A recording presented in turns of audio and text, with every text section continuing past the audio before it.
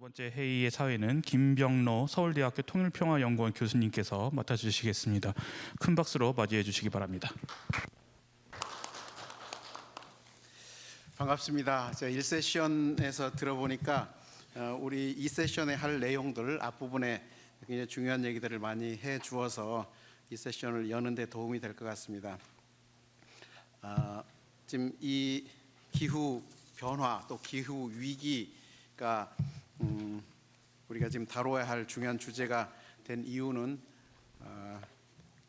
이게 글로벌 이슈라는 게 점차적으로 세계적인 관심사고 또 아젠다가 모든 국가에 지금 되고 있고 그 외에도 이제 생태 환경이라든가 또 문명의 위기라든가 전염병 많은 주제들이 글로벌 어젠다들이 있지만 기후 변화로부터 시작되는 이제 많은 파생 어떤 요소들이 사회에 많은 영향을 미치는 이 부분에 대해서 좀 관심을 가지고 다뤄야 된다라는 측면에서 지금 이제 이런 주제가 대두된 것 같습니다. 특히 이제 이런 논의가 중요해지는 이유는 글로벌 이슈라는 자체에도 있지만 지금 현재 이제 남북 관계가 상당히 어려워져 있고 좀 적대적이고 대립적인 관계를 맺고 있어서 오히려 이제 이런 주제를 가지고 어떻게 지금 현 시점에서 이 문제들을 풀어 나갈 수 있을까라는 고민도 같이 하는 것 같습니다. 앞에 세션에서도 보니까 남북 관계가 지금 협력이 제대로 되지 않는 이런 상황 속에서 국제 협력이라든가 혹은 지역 협력 이런 다자 협의체를 통해서 이 문제를 어떻게 풀 수 있을지라는 문제까지도 우리가 이제 고려해야 되는 그런 상황인 것 같습니다. 다행히도 이제 북한이 이제 발표에서도 계속 얘기해 주시겠지만 이런 인권이라든가 또 이제 기후 변화 관련된 주제들 또 SDG 이런 주제에 대해서 굉장히 적극적인 관심을 가지고 지금 국제사회와 협력을 하고 있고 특히 김정은 시대 이후에 이제 국가 차원에서 큰 방향으로는 정상국가 자기 나름의 정상국가라는 타이틀을 단 건 아니지만 그런 방향으로 내부적으로 이제 군사화, 현대화, 국제화 이런 주제들 방향으로 정책들을 지금 추진하고 있다고 봅니다. 그런 측면에서 이 SDG와 관련된 주제는 굉장히 중요하고 또 협력 가능한 그런 아젠다로 지금 대두가 되고 있습니다. 이 문제에 대해서 이 주제에 대해서 관심을 가지고 남북 협력 방안을 찾아보는 것은 굉장히 중요한 지금 시점이라고 생각합니다. 그런 점에서 오늘 1세션에 이어서 두 번째 세션에서도 두 박사님들이 보고를 발표를 하겠습니다. 첫 번째 발표를 하실 분은 통일연구원의 최원근 박사님인데요. 북한의 VNR 보고서 속의 건강권에 대해서 발표를 하시겠고요. 두 번째 주제는 기후변화 시대 한반도의 지속가능한 발전을 위한 남북협력이라는 주제로 국립통일교육원의 권숙도 교수님이 발표해 주시겠습니다. 먼저 통일연구원의 최원근 박사님께서 먼저 발표를 해 주시고요. 제가 자료를 백그라운드를 잘 가지고 있지 않아서 그냥 이렇게 소개를 제대로 못하는데요. 본인 소개 혹시 필요하면 좀 잠깐 더 해주시면 좋겠습니다. 토론자분들은 제가 토론할 때 다시 소개해 드리도록 하겠고요. 저희가 좀 이런 토론 아까 이제 1세션에서도 토론이 굉장히 유익했는데 그러니까 토론을 통해서 또 대화 한 두 라운드 정도 토론을 할 수 있도록 하려면 한 20분 정도의 발표를 해주시면 대단히 감사하겠습니다. 예, 부탁드립니다.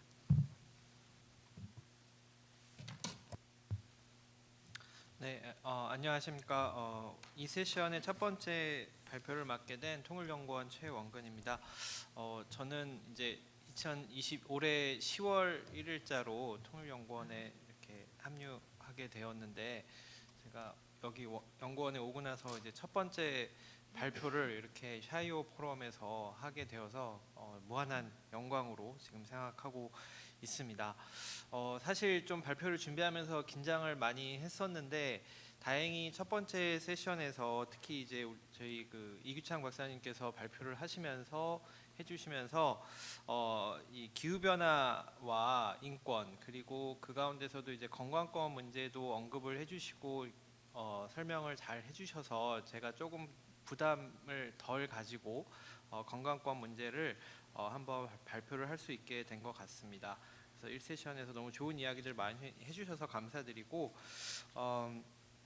일단 그 건강권에 들어가기 전에 이 지속가능 발전 목표가 SDG는 다 잘 아시겠지만 이제 2016년부터 이것이 이제 본격적으로 시작이 됐는데 이제 2022년이 중요한 시점인 것이 이제 2030년을 향해 가는 반환점을 돌아서 이제 SDG의 후반부에 접어들었다는 측면에서 저희가 한 번쯤 이렇게 여러 가지 그 SDG를 통한 남북 협력의 가능성들을 모색해보고 돌아보고 또 앞으로 이렇게 내다보는 시간을 갖는 것들이 중요하다는 생각을 좀 하게 됩니다. 그러면서 SDG의 이제 가장 중요한 슬로건이라고 할 수 있는 이제 누구도 소외시키지 않는다라고 하는 것을 이 문구를 제가 다시 한번 좀 생각을 해보면서 두 가지 양면적인 성격이 있다라는 생각을 했습니다. 하나는 이 안보적 위기 상황에도 불구하고 국제사회가 북한을 포기하지 않고 국제 협력, 글로벌 거버넌스의 이 저희의 그 여정에 함께할 수 있도록 끊임없이 초청해야 되는 것이 하나 있고.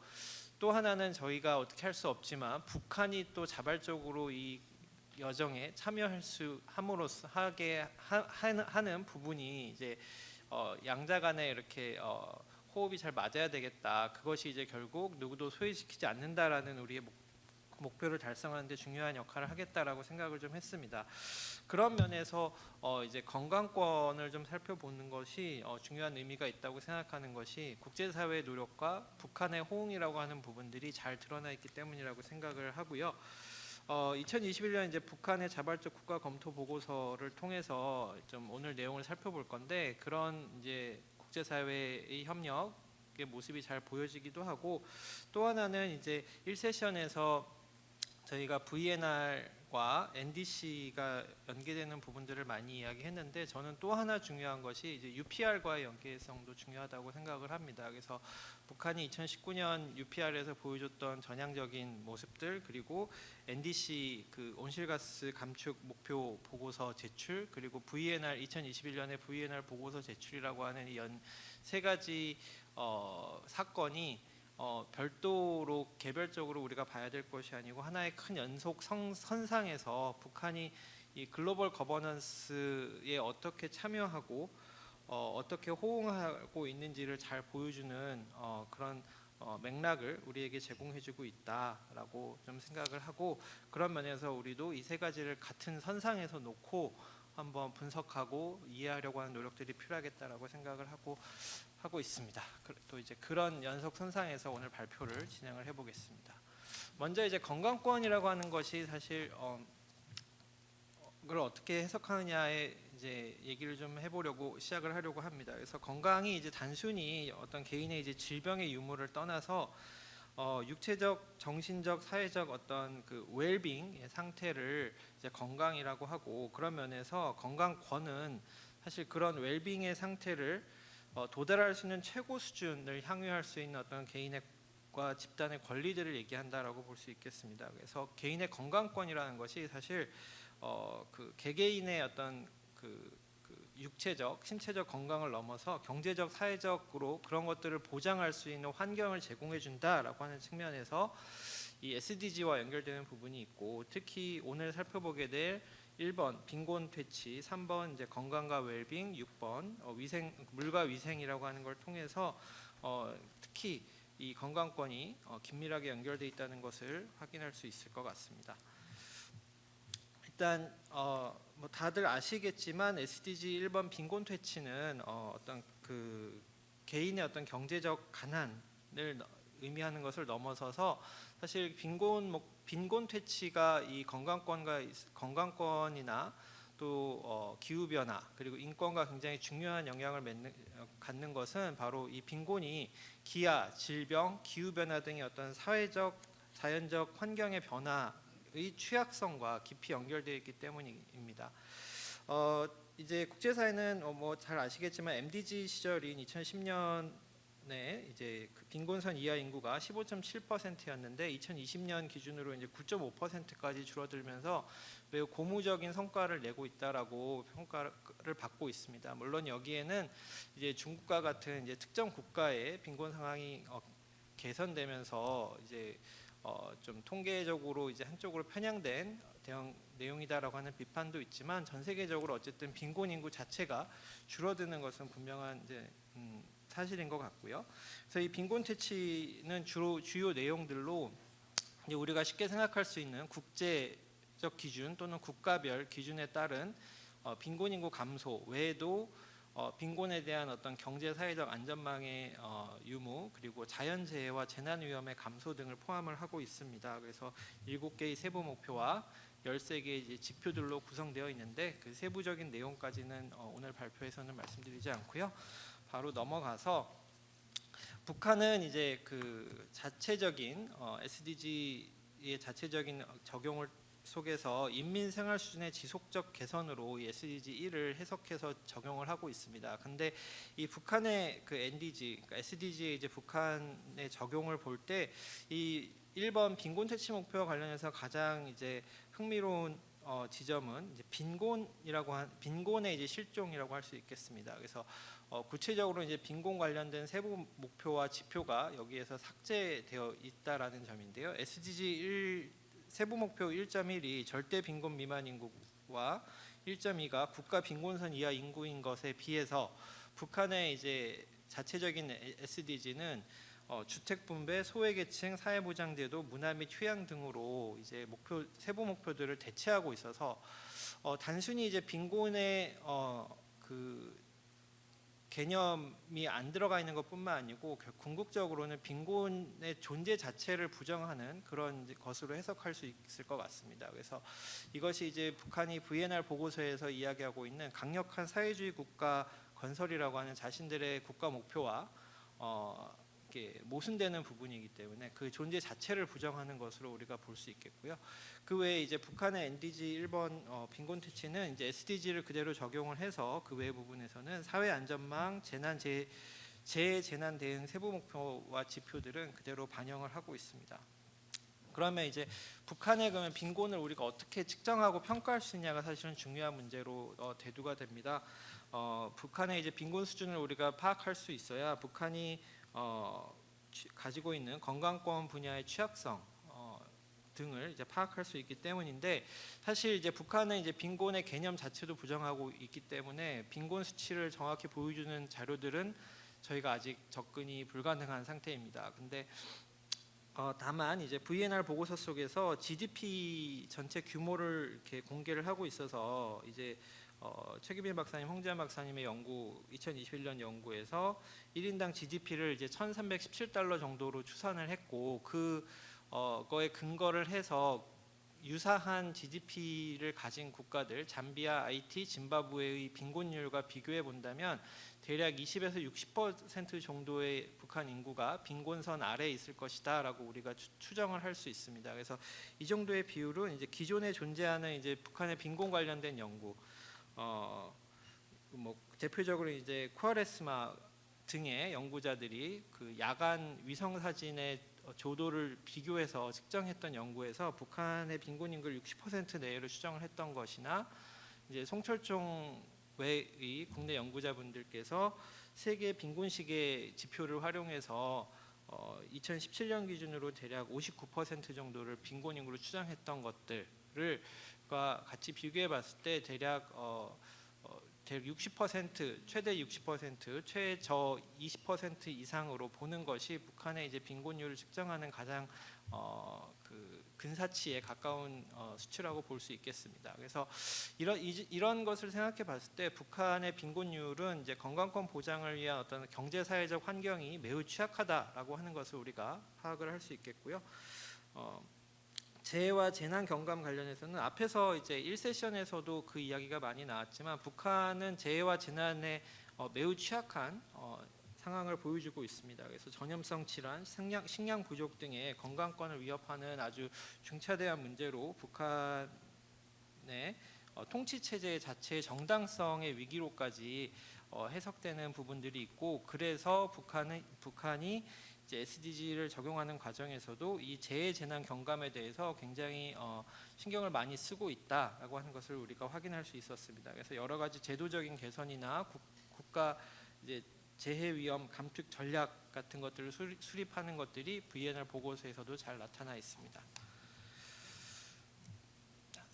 이제 SDG 3번 건강과 웰빙을 좀 살펴보려고 하는데요. SDG 3에서 건강과 웰빙은 사실 MDG 시절부터 매우 중요한 이제 목표로 다루어져 왔었습니다. 그래서 MDG에서 세 가지 목표가 이제 이 건강과 웰빙에 관련된 것이었는데, 유아 사망, 모성 건강, 전염성 질병에 관련된 것들이었고, SDG로 넘어오면서부터 SDG 3번 목표가 MDG 외에도 비전염성 질병, 중독, 교통사고, 보편적 의료보험 등의 문제를 세부 목표와 지표에 포함을 하면서 굉장히 포괄적으로 이 건강과 관련된 세부 목표 지표들을 제시를 하고 있습니다. 그래서 MDG 이래로 꾸준히 이제 그 건강권 부분에서 진전이 있어 왔는데, 이제 그 코로나 19가 본격화됐던 2020년 이후로 이 SDG 3번의 그 목표가 상당한 이제 위기에 처해 있다라고 하는 평가들을 많이 받고 있습니다. 북한은 SDG 3을 이제 인민의 건강하고 행복한 삶을 촉진한다라고 하는 자체적인 목표로 수용을 하고 있습니다. 그러면서 세부 목표와 지표에 있어서도 큰 변동 없이 이제 거의 모든 것들을 수용을 하고 있는데, 특별히 이제 주목할 만한 부분은 오히려 SDG 3번보다 강화된 기준을 적용하고 있는 세부 목표가 있습니다. 이제 3.1 산모 사망률 같은 경우는 SDG가 인구 10만 명당 70명 이하 규모를 목표로 하고 있는데, 북한은 자체적으로는 인구 10만 명당 40명 이하로 대폭적으로 강화된 목표를 이제 수용을 하면서 북한 내부에 무상 의료 체제라든가 하는 것들을 이제 그 과시하는 그런 이제 사항으로 세부 목표로 이것을 활용을 하고 있는 걸 볼 수 있습니다. 그 SDG에서 주요 성과로 북한의 VNR 보고서는 산모 건강, 생식 건강 증진, 아동 사망률, 말라리아 발병률 감소 등을 보고서에서 이제 언급을 하고 있습니다. 하지만 사실은 이제 이 VNR 보고서에서는 그런 것들을 이제 굉장히 긍정적인 성과로 표현하고 묘사하고 있지만, 무상 의료 등 사회주의 체제의 우월성을 강조하는 부분들은 사실 저희 통일연구원의 인권백서의 건강권 부분 같은 것들을 좀 봤을 때, 북한 이탈 주민들의 증언들을 봤을 때 사실은 실질적으로는 약품이나 수술 도구, 사례비 등을 이제 환자가 부담하고 있는 것이 이제 현실인 것으로 많이 알려져 있어서, 무상 의료가 과연 실효성을 가지고 있느냐에 대해서 좀 의문이 제기되고 있고요. 북한도 VNR 보고서에서 보건 인력이나 제약 및 의료기기와 같은 기술이나 필수 의약품 부족을 이제 인정을 좀 하고 있습니다. 그러면서 이제 국제사회 협력을 좀 요청하는 부분이 있고, 또 한계로 지적되는 것 중에 하나가 인력을 통한 이제 자료 수집으로 인해서 VNR 보고서 속 지표들이 얼마나 신뢰성이 있는지에 대해서 좀 우리가 아직 의문이 있고, 확인을 할 수 없지만 좀 그 지표의 신뢰성에 의문을 많이 가지고 있다는 한계를 볼 수 있겠습니다. 그러면 이런 이제 SDG 3번과 VNR에 나타난 SDG 3번과 이제 북한의 건강권을 좀 더 이제 구체적으로 살펴보려고 하는데요. 이제 긍정적인 측면으로는 이제 출산 및 영유아 건강 관련돼서 꾸준한 이제 개선이 있었다. 그래서 여기 이제 자세한 내용까지 다 말씀드리지는 않겠지만, 산모 사망률과 전문 인력이 참여한 출산 비율, 아동 사망률 같은 부분에서 꾸준한 개선이 있는 것으로 우리가 파악을 할 수 있겠습니다. 그리고 간염병 관련해서도 결핵, 비형 감염, 말라리아 같은 부분에서 큰 성과들이 있었는데, 북한은 이제 VNR 보고서에서 이런 이제 감염병의 발병률 감소 같은 것들에 있어서 국제사회 협력, 특히 이제 글로벌 펀드라든가 또 백신과 관련해서는 이제 가비의 그 지원을 중요한 요인으로 인정을 하는 부분이 나타나 있습니다. 하지만 이제 구체적인 수치가 제공되지 않는 부분들이 좀 있습니다. 그래서 예를 들어서 자살률 같은 경우는 대표적으로 이제 수치가 공개되지 않고 있는데, 북한의 이제 VNR 보고서에서 사회주의 체제를 통해서 이제 모든 인민의 이익이 충족되기 때문에 자살률은 심각한 사회 문제가 아니다라고 언급을 하고 있습니다. 그래서 굉장히 좀 그 일반적이지 않은 이제 표현인데, 이런 것들이 북한이 그 앞서서도 이제 빈곤에서도 발견했었던 부분인데, 사회주의 체제의 어떤 그 우월성을 강조하기 위해서 하다 보니 이제 이런 그 강력한 사회주의 국가 건설에 오히려 해가 되는 수치들을 이제 공개하지 않는 것으로 저희가 해석할 수 있겠습니다. 이제 그 외에도 뭐 알코올 섭취량, 뭐 기술 그 대기 오염으로 인한 사망률이나 뭐 물과 위생으로 인한 사망률, 뭐 이런 것들은 이제 확인이 불가하다라고 되어 있고, 심혈관 질환, 암, 당뇨병 또는 만성호흡기 질환 같은 비전염성 중대 질환 같은 것들도 구체적인 수치가 제공되지 않고 있습니다. 하지만 북한은 VNR 보고서에서 전반적 이제 무상 치료제와 예방의학 정책을 통해서 이제 사망률을 3분의 1로 줄이는 것을 목표로 한다라고 언급을 하고 있는데, 또 이것도 이제 탈북자분들의 증언을 통한 이제 건강권의 일반적인 실태, 의료 실태들을 저희가 인권백서 등을 통해서 확인해 보면 의료 비용의 개인 부담, 공공의료기관의 접근성 불균형, 뭐 신뢰성 부족 등의 여러 가지 문제들로 인해서 과연 그런 목표를 실제로 달성할 수 있을 것이냐에 대해서는 저희가 상당한 이제 의문을 가질 수밖에 없는 것이 현실이라고 말씀드리겠습니다. 다음으로 이제 물과 위생으로 넘어가겠는데요. 물과 위생도 이제 단순히 그 안전한 뭐 식수나 청결 이상의 문제입니다. 사실 SDG 그 6번이 건강권 측면에서 중요한 것은 이제 SDG 보고서들도 많이 언급하고 있지만, 코로나19와 같은 감염성 질병들 예방의 1차적 수단으로 물과 위생이 굉장히 중요하기 때문인데,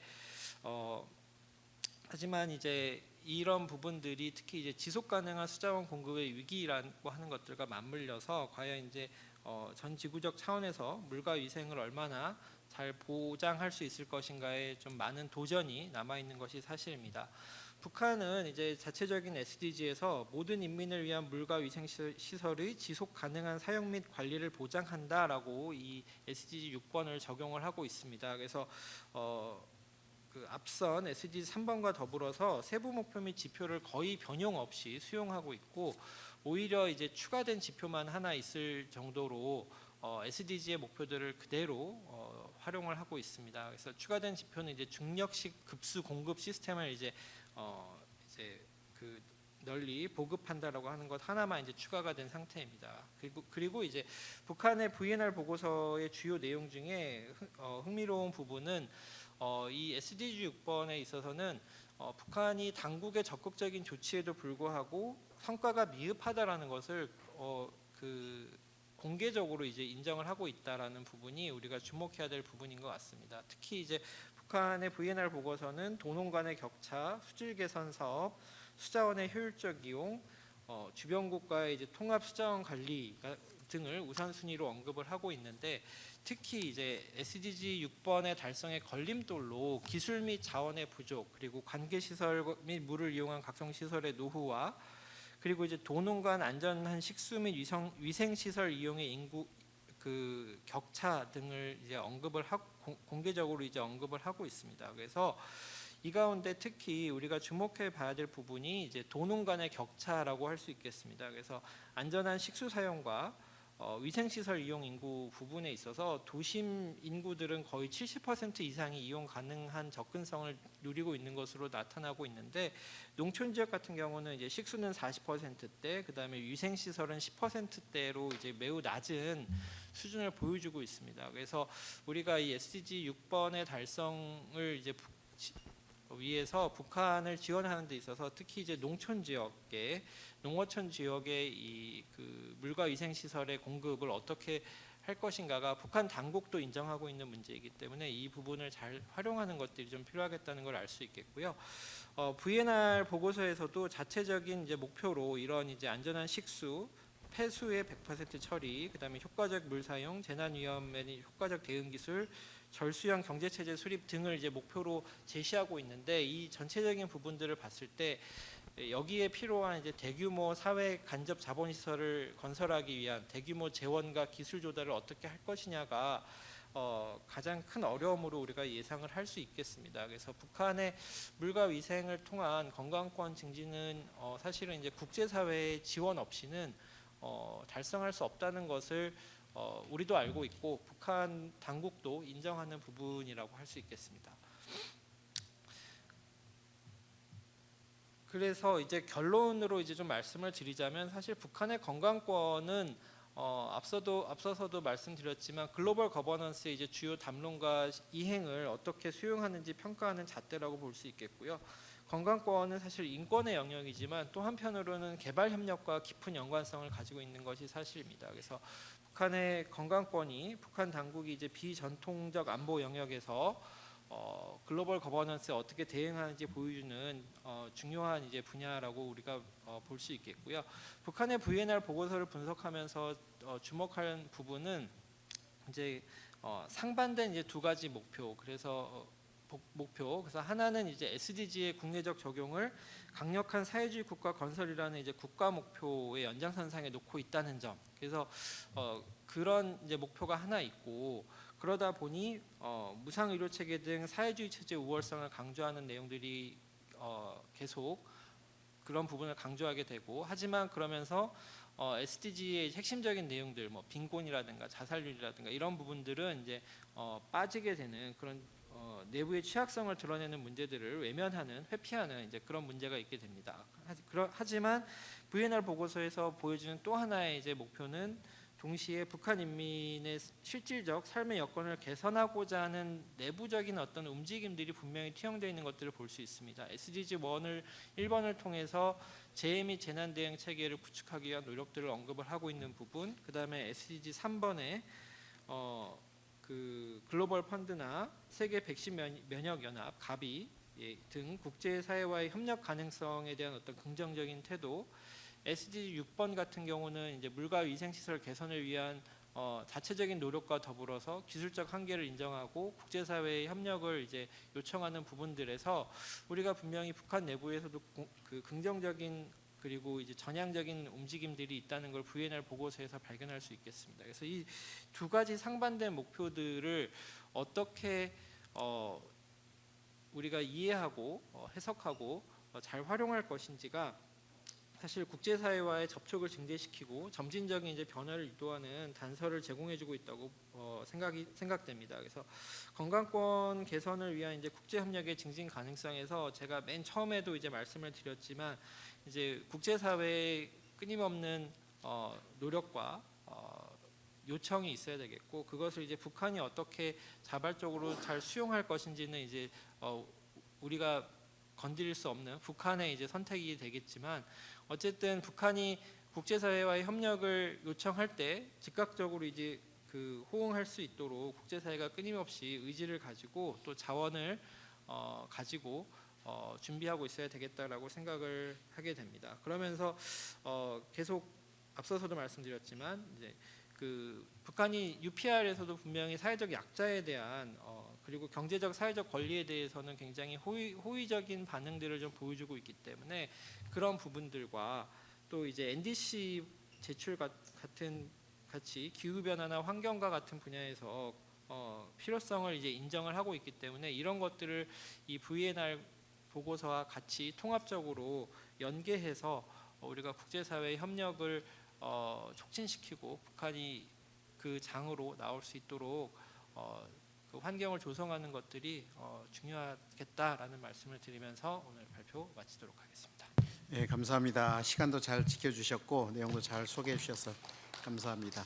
이게 VNR 보고서에서 주로 이제 건강권 관련해서 말씀을 해주셨는데, 건강권이 개발 협력에 매우 중요한 주제일 뿐만 아니라 인권 영역에서도 매우 개선하는 데 도움이 되는 그런 동시에 할 수 있는 주제들이어서 매우 중요한데, 그 건강권에 대해서 빈곤 문제, 보건, 웰빙 그리고 물 이 세 가지를 좀 집중적으로 다뤄주셨습니다.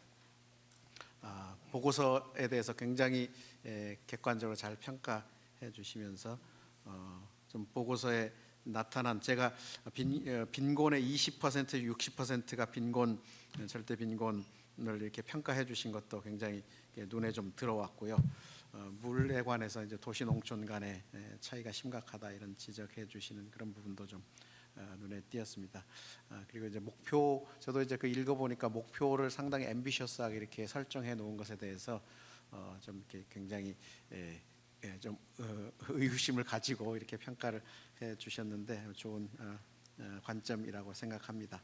그런 부분들을 우리가 유념해서 북한이 이제 필요로 하는 이런 부분이고 또 그 목표를 정하고 가고 있기 때문에 이 부분을 잘 협력의 방향으로 유인해서 협력을 도모한다면 가능성이 더 커지지 않을까 그런 생각을 합니다.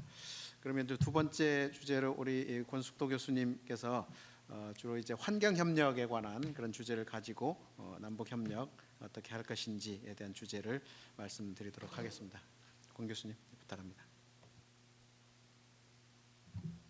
네, 안녕하십니까. 국립통일교육원의 권숙도입니다. 기후변화 시대 한반도의 지속가능한 발전을 위한 남북협력의 과제라는 조금은 도전적인 주제를 가지고 말씀을 드릴 수밖에 없을 것 같습니다. 사실 특히 이 4.25 포럼은 인권을 중심으로 많은 고민들을 해온 그런 모임인데요. 이번에는 기후변화와 관련해서 이런 연계성을 가지고 이야기하는 자리에 불러주셔서 너무 감사하다고 생각되고 많은 공부가 되고 있습니다. 사실 지금 남북 관계는 굉장히 엄중한 시기를 보내고 있고 지금의 시점에서 협력을 이야기하는 것이 굉장히 좀 도전적이라고 말씀드릴 수도 있고 또 많은 또 비판들도 있을 수 있습니다. 그러나 글로벌 아젠다라고 할 수 있는 기후 위기와 관련해서는 더더욱이 협력을 하지 않을 수 없는 입장에도 처해 있는 것 같습니다. 그래서 이러한 내용들을 중심으로 해서 짧은 생각들을 좀 나누도록 하겠습니다. 문제 제기를 시작으로 남북 협력의 필요성 그리고 북한이 기후 변화에 대해서 어떻게 대응하고 있는지 그리고 앞으로 남북 환경 협력을 어떻게 해 나가면 좋을지 이런 순서로 말씀을 드려보겠습니다. 지금까지 국제사회에서 기후 변화, 기후 위기와 관련해서는 상당 기간 동안 많은 노력들을 해왔다라고 말씀드릴 수 있습니다. 어느덧 한 30년 정도의 시간 동안이라고 볼 수 있는데요. 그러나 지금에 와서 이런 환경 문제에 대한 이슈가 더욱더 두드러지고 또 위기로까지 이야기되는 이유는 그것이 이제 거의 극단에 와 있다라고 느껴지기 때문이 아닐까 싶은 생각이 있습니다. 그래서 2018년 IPCC 보고서에서는 지구온난화 1.5도씨 특별 보고서를 채택하기도 했고 또 지난해부터는 파리 기후협정이 시행되고 있는 신환경 체제의 입장에 처해 있다 이렇게도 말씀드릴 수 있습니다. 한반도의 기후 이상의 변화들을 좀 살펴보면 최근 10년간의 폭염과 열대야 이런 것들이 각각 나타나는데 폭염 같은 경우는 39% 정도 그리고 열대야 정도는 한 58% 증가한 것으로 나타나고 있습니다. 그리고 국립기상과학원에서 2020년에 발표한 한반도 기후변화 전망보고서 2020이 있는데 여기에서 보면 전반기 기후변화의 모습, 그다음에 중반기, 그다음에 후반기 이렇게 나누어서 설명을 하고 있습니다. 이 내용을 뭐 뚜렷이 말씀드릴 수는 없고 그림으로 보시면 우리가 SSP1 같은 경우 환경 기후 위기에 관련해서 우리가 잘 대응하고 잘 변화에 적응했을 때 2100년쯤 되면 연평균 한 2.6도씨 정도 상승하는 것으로 또 지금처럼 탄소를 많이 배출하는 형태로 계속해서 탄소를 많이 배출하는 산업 형태로 발전했을 때 SSP5 같은 연평균 7도씨 정도 상승하는 것으로 예측하고 있습니다. 강수량 관련해서도 마찬가지로 잘 관리했을 때는 3% 정도 증가하는 것으로 또 잘 관리하지 못했을 때는 14% 정도 증가하는 것으로 예측을 하고 있습니다. 이러한 예측들을 살펴보면 한반도의 기후 위기는 그 여타 국가들보다도 매우 심각한 수준에 있다라고도 말씀드릴 수 있습니다. 그러나 한국의 기후 변화 대응에 대한 세계적인 어떤 평가는 매우 낮은 수준이다라고 말씀드릴 수 있습니다. 2022년 기후 변화 대응 지수에 보면 64개국이 참여하고 있는데 우리나라가 59위를 했습니다. 물론 앞서 1, 2, 3위가 빈자리로 남아 있기 때문에 전체 61개국 중에서 한 56위 한 것으로 평가받을 수 있는데 그 내용들을 살펴보면 온실가스 배출이라든지 에너지 소비 분야에서는 매우 미흡이라고 평가받고 있고 또 재생에너지라든지 기후정책 분야도 미흡이라고 평가받고 있습니다. 이러한 현실은 우리 한반도 특히 우리 한국 우리나라를 물론 북한까지 합해서 한반도의 기후 변화에 대한 적극적인 대응이 필요하다라는 것을 대변해주고 있지 않는가 이렇게 생각해 볼 수 있습니다. 자, 그렇다면 이러한 문제의식을 시작으로 해서 남북 협력이 왜 필요한지에 대해서도 잠깐 언급해 보도록 하겠습니다. 앞에 사진이 두 장이 있는데요. 위의 사진은 침수 피해를 당한 접경 지역의 모습입니다. 2020년에 있었던 일입니다. 북한은 물 관리 능력이 부족하기 때문에 수시로 무단 방류를 합니다. 기억하시겠지만 2009년도 같은 경우는 무단 방류를 통해서 우리나라 국민 6명이 사망한 일도 있었습니다. 그리고 수시로 무단 방류를 통해서 접경 지역이 침수 피해를 당하는 경험들을 하고 있습니다. 또 아래의 그림 같은 경우는 아프리카 돼지열병이 북한의 산림이 항폐화되어 있는 이유로 먹이를 찾아서 남하함으로써 전파되었다 이런 연구 결과들도 있습니다. 이런 내용들을 보면 북한의 환경 위기, 기후 위기, 재난 이런 것들은 우리에게도 직접적인 영향을 미친다라고 말씀드릴 수 있습니다. 1991년부터 한 2020년 한 30년간 북한에 발생한 자연재해는 총 272건으로 파악을 한 연구가 있습니다. 그 중에서도 수해를 유발하는 건수가 무려 50%에 가깝습니다. 그래서 남북한은 인접해 있기 때문에 어느 한쪽의 위협이 노출되면 서로에게 직접적인 영향을 미칠 수밖에 없는 지정학적 특징을 가지고 있다라고 말씀드릴 수 있고 특히 이걸 조금 넓혀서 환경 문제로 좀 이야기를 해보면 그 특성상 한쪽의 노력만으로 성과를 낼 수 없기 때문에 협력하지 않을 수 없다라고 말씀드릴 수 있습니다. 그래서 보통은 남북 협력을 이야기하면 지원 패러다임으로 우리가 보통 생각을 하는 경우가 많아서 내부적인 논란도 많을 수 있습니다. 그러나 이 환경 문제와 같은 경우는 지원 패러다임이 아닌 협력 패러다임으로의 인식이 매우 시급한 일이 아닐까 이렇게도 생각해 볼 수 있습니다. 파리 기후협정을 준수를 위해서는 다른 국가들과 적극적으로 협력하는 것은 필수적입니다. 지난해부터 시행되고 있는 이 파리 기후협정은 과거에 있었던 교토의정서와 쉽게 비교가 됩니다. 사실 이 교토정서 같은 경우는 탑다운 방식으로 진행되었다면 파리협정 같은 경우는 바텀업 방식으로 진행되고 있는 내용들이 있고 또 지속 가능성의 측면에서도 파리협정 같은 경우는 종료 시점을 규정하지 않고 있다라는 데 대해서 지속 가능한 대응에 대한 문이 열려 있다라고도 말씀드릴 수 있습니다. 그렇기 때문에 지난해부터 시행되고 있는 이 신환경 체제는 남북의 협력을 더욱더 용이하게 할 수 있는 부분도 담고 있다 이렇게도 말씀드릴 수 있습니다. 파리 협정 제6조 1항에 보면 NDC 이행에 있어서 감축 및 적응 의욕 상향이라든지 지속 가능 발전 및 환경 건전성 촉진을 위해선 당사국 간 자발적 협력 선택이 가능하다라고 명시되어 있습니다. 즉 남북한 간에는 환경 문제를 통해서 협력할 수 있다는 이 영역들이 열려져 있다라는 것입니다. 특히 탄소 중립을 목표로 우리가 2050 탄소 중립을 선언하고 있는데 북한 같은 경우는 탄소 배출량이 상대적으로 적은 나라에 속하기 때문에 우리가 적극적으로 이용할 수 있는 부분도 있다라고 생각합니다. 그래서 적극적으로 협력 파트너가 될 수 있는 대상으로서의 북한도 생각해 볼 필요가 있다 이렇게 말씀드릴 수 있습니다. 자, 그다음에는 북한은 이러한 기후 위기에 대해서 어떻게 대응하고 있는가에 대해서 잠깐 말씀을 드려보겠습니다. 앞서 많은 이야기들이 나왔기 때문에 짤막하게 좀 말씀을 드려보겠는데요. 특히 김정은 정권 들어와서 기후 변화에 대해서는 매우 적극적인 모습을 보이고 있습니다. 특히 자연재해에 대해서 어떻게 대응해야 되느냐에 따라서 대한 내용들인데요. 첫 번째는 재해 대응 체계를 구축하고 있다라는 측면, 그 다음에는 물 관리 사업에 대해서 강화의 측면에서 이야기를 하고 있다라는 측면이 있습니다. 특히 2020년에 북한에 비가 많이 와서 큰 재해를 입었습니다. 그리고 나서 2021년에 8차 당대회가 1월달에 있었는데 거기에서 2020년의 대홍수에 대한 이야기를 하면서 재해 방지에 대한 논의들을 당대회를 통해서 한 이례적인 일도 있었습니다.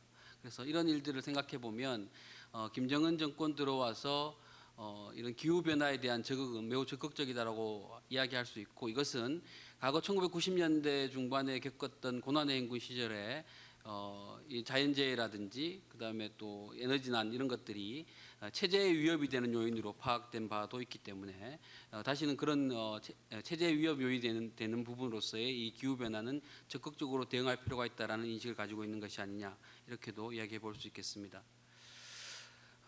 그다음에 국제사회에 있어서도 적극적으로 참여하고 있는데 2005년도에 교토정서의 비준에 참여한 바 있고, 또 2016년도에 파리 기후협정에 참여하면서 자발적 온실가스 감축 목표 2030을 제출한 바 있습니다.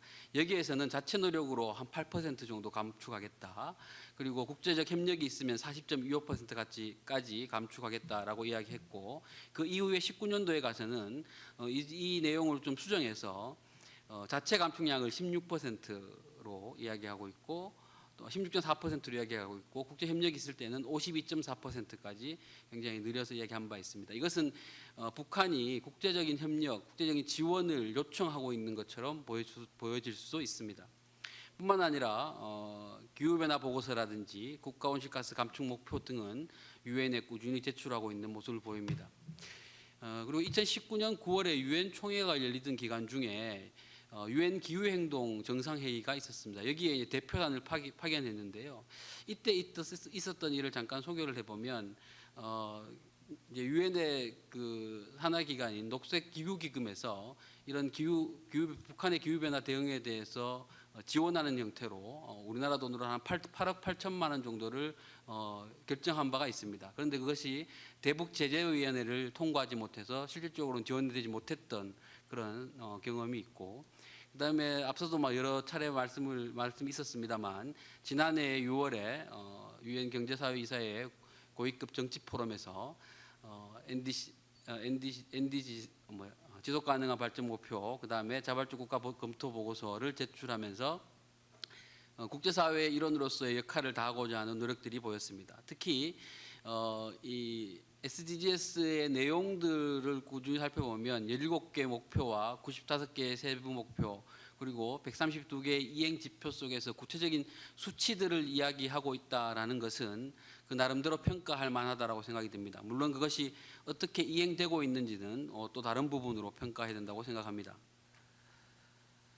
그래서 그 내용들을 살펴보면 기후 위기와 관련된 내용은 전체 17개 목표 중에서 한 3가지 정도로 요약할 수 있는데, 기후 변화 그 영향에 대한 대처 부분이라든지, 그다음에 마지막에 있는 15번 목표에 있는 지속 가능한 산림 관리, 그리고 토지 향폐화 중지, 그리고 생물 다양성 유지, 이러한 부분에서 나름대로의 수치를 제시하면서 그 우선순위에 둘 것이다라는 목표들을 나타내고 있어서 국제사회의 협력에 도움이 되겠다, 또 그 의지를 보이고 있다, 이렇게 말씀드릴 수 있습니다.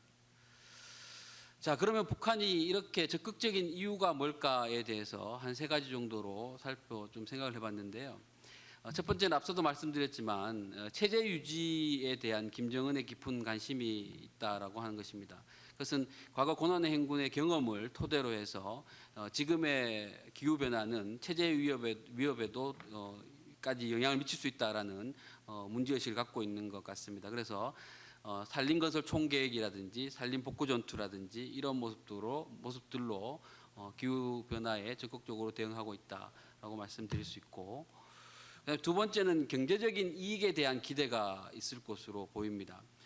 북한에는 에너지 시설이 대부분 굉장히 낙후되어 있기 때문에 전력 부분 효율이 매우 낮아서 산업을 발전시킬 수가 없습니다. 그래서 이런 과정을 극복하기 위해서는 전력 사정을 좀 향상시키고 또 재생에너지 개발을 적극적으로 해 나가야 되는데 그렇게 하기 위해서 탄소 배출량이 상대적으로 적은 북한으로서는 탄소 배출권을 판다든지 또 국제적인 협력을 도모한다든지 등을 통해서 경제적인 이득과 또 국제적 협력 그리고 기술력이라든지 자금이라든지 이런 것들을 확보할 수 있는 토대들을 마련하고자 하는 의미도 포함되어 있지 않을까 이런 생각들도 해봤습니다.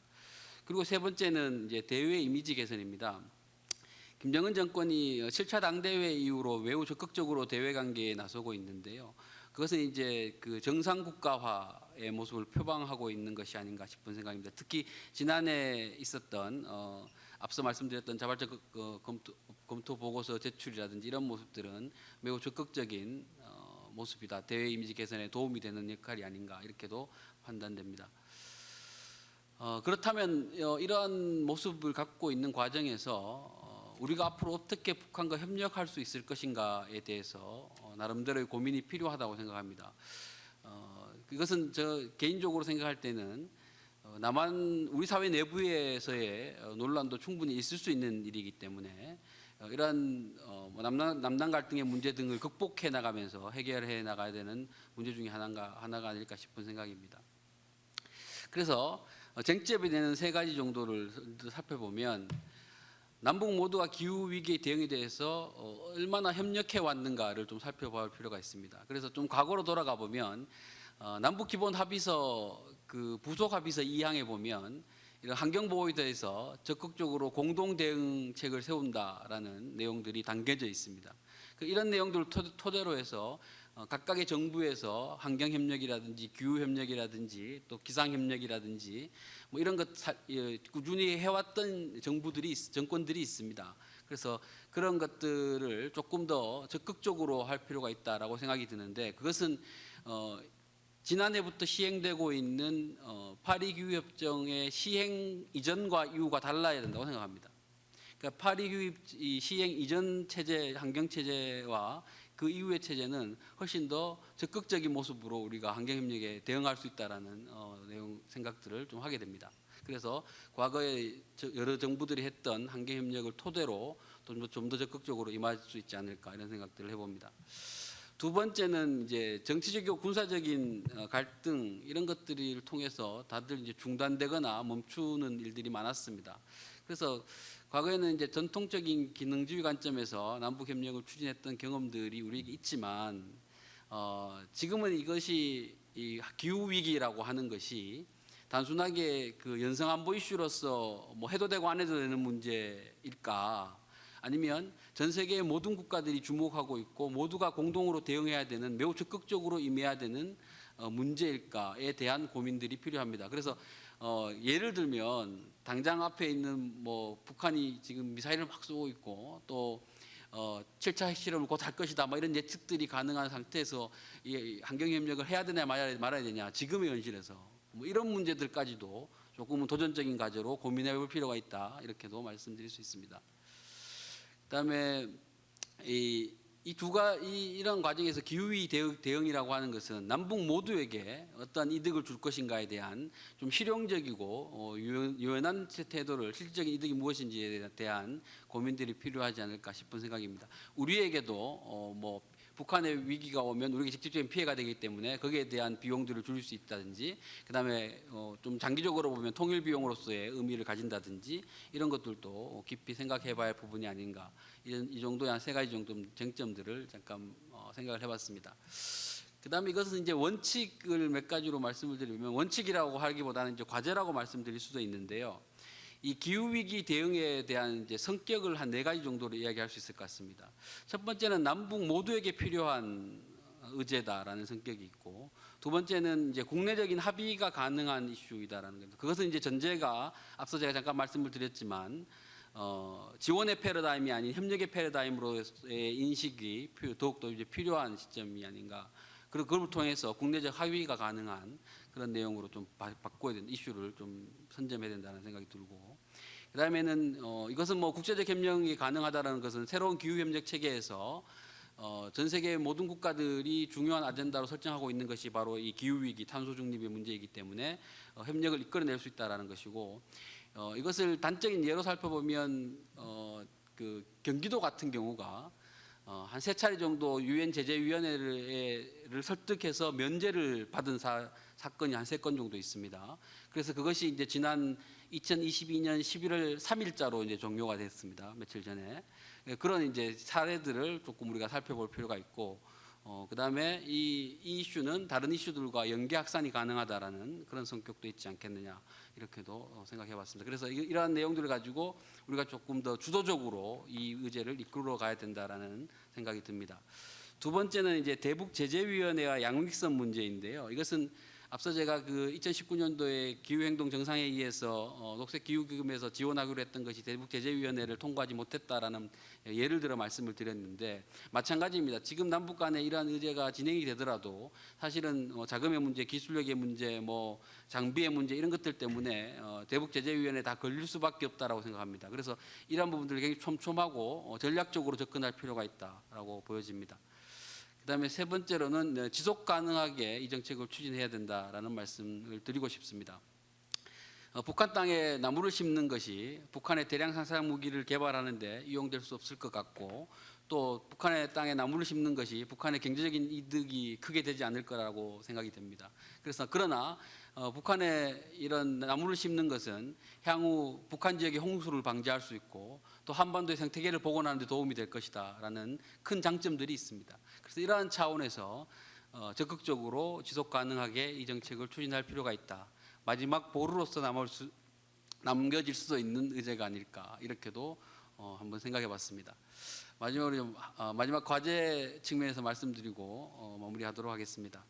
한반도 기후위기의 공동 대응은 앞서 말씀드린 여러 가지의 관점에서 선택의 문제가 아니고 가야만 하는 길이다라는 생각이 들고, 또 강조해서 말씀드렸습니다만 우리의 이 환경협력의 문제는 협력 패러다임의 인식의 전환으로 좀 더 적극적으로 임할 수 있을 것이다라는 말씀을 드리면서 마무리하도록 하겠습니다. 감사합니다. 예, 고맙습니다. 예, 우리 북한이 적극적으로 이 주제에 대해서 협력하고 있다, 그리고 의지를 보이고 있다는 것을 여기 아까 중간에 발표할 때 보니까 국제 협력, 국제적인 그 지원이 없으면 감축이 16%밖에 안 되는데 국제 협력을 통한 지원이 있으면 52%까지 늘어날 수 있다. 이런 얘기를 하는 것은 뭐 당연히 정말 국제 지원을 요청하고 있다, 협력을 요청하고 있다, 이렇게 볼 수 있겠습니다. 왜 그렇게 적극적인가에 대한 몇 가지 이유를 북한 쪽에서 설명을 해주셨고, 이런 과제들을 추진하려면 남북이 과연 의지가 있는지, 그리고 이런 그 대북 제재에 대한 여러 장애물들을 어떻게 넘을 수 있을지에 대한 고민, 그리고 남북의 실질적인 이득이 무엇인지를 좀 정확하게 설명하면서 설득할 수 있는 이런 전략들에 대한 말씀을 잘 해주셨습니다. 많은 이제 도움이 되는 그런 정책 제안이라고 생각을 하고요.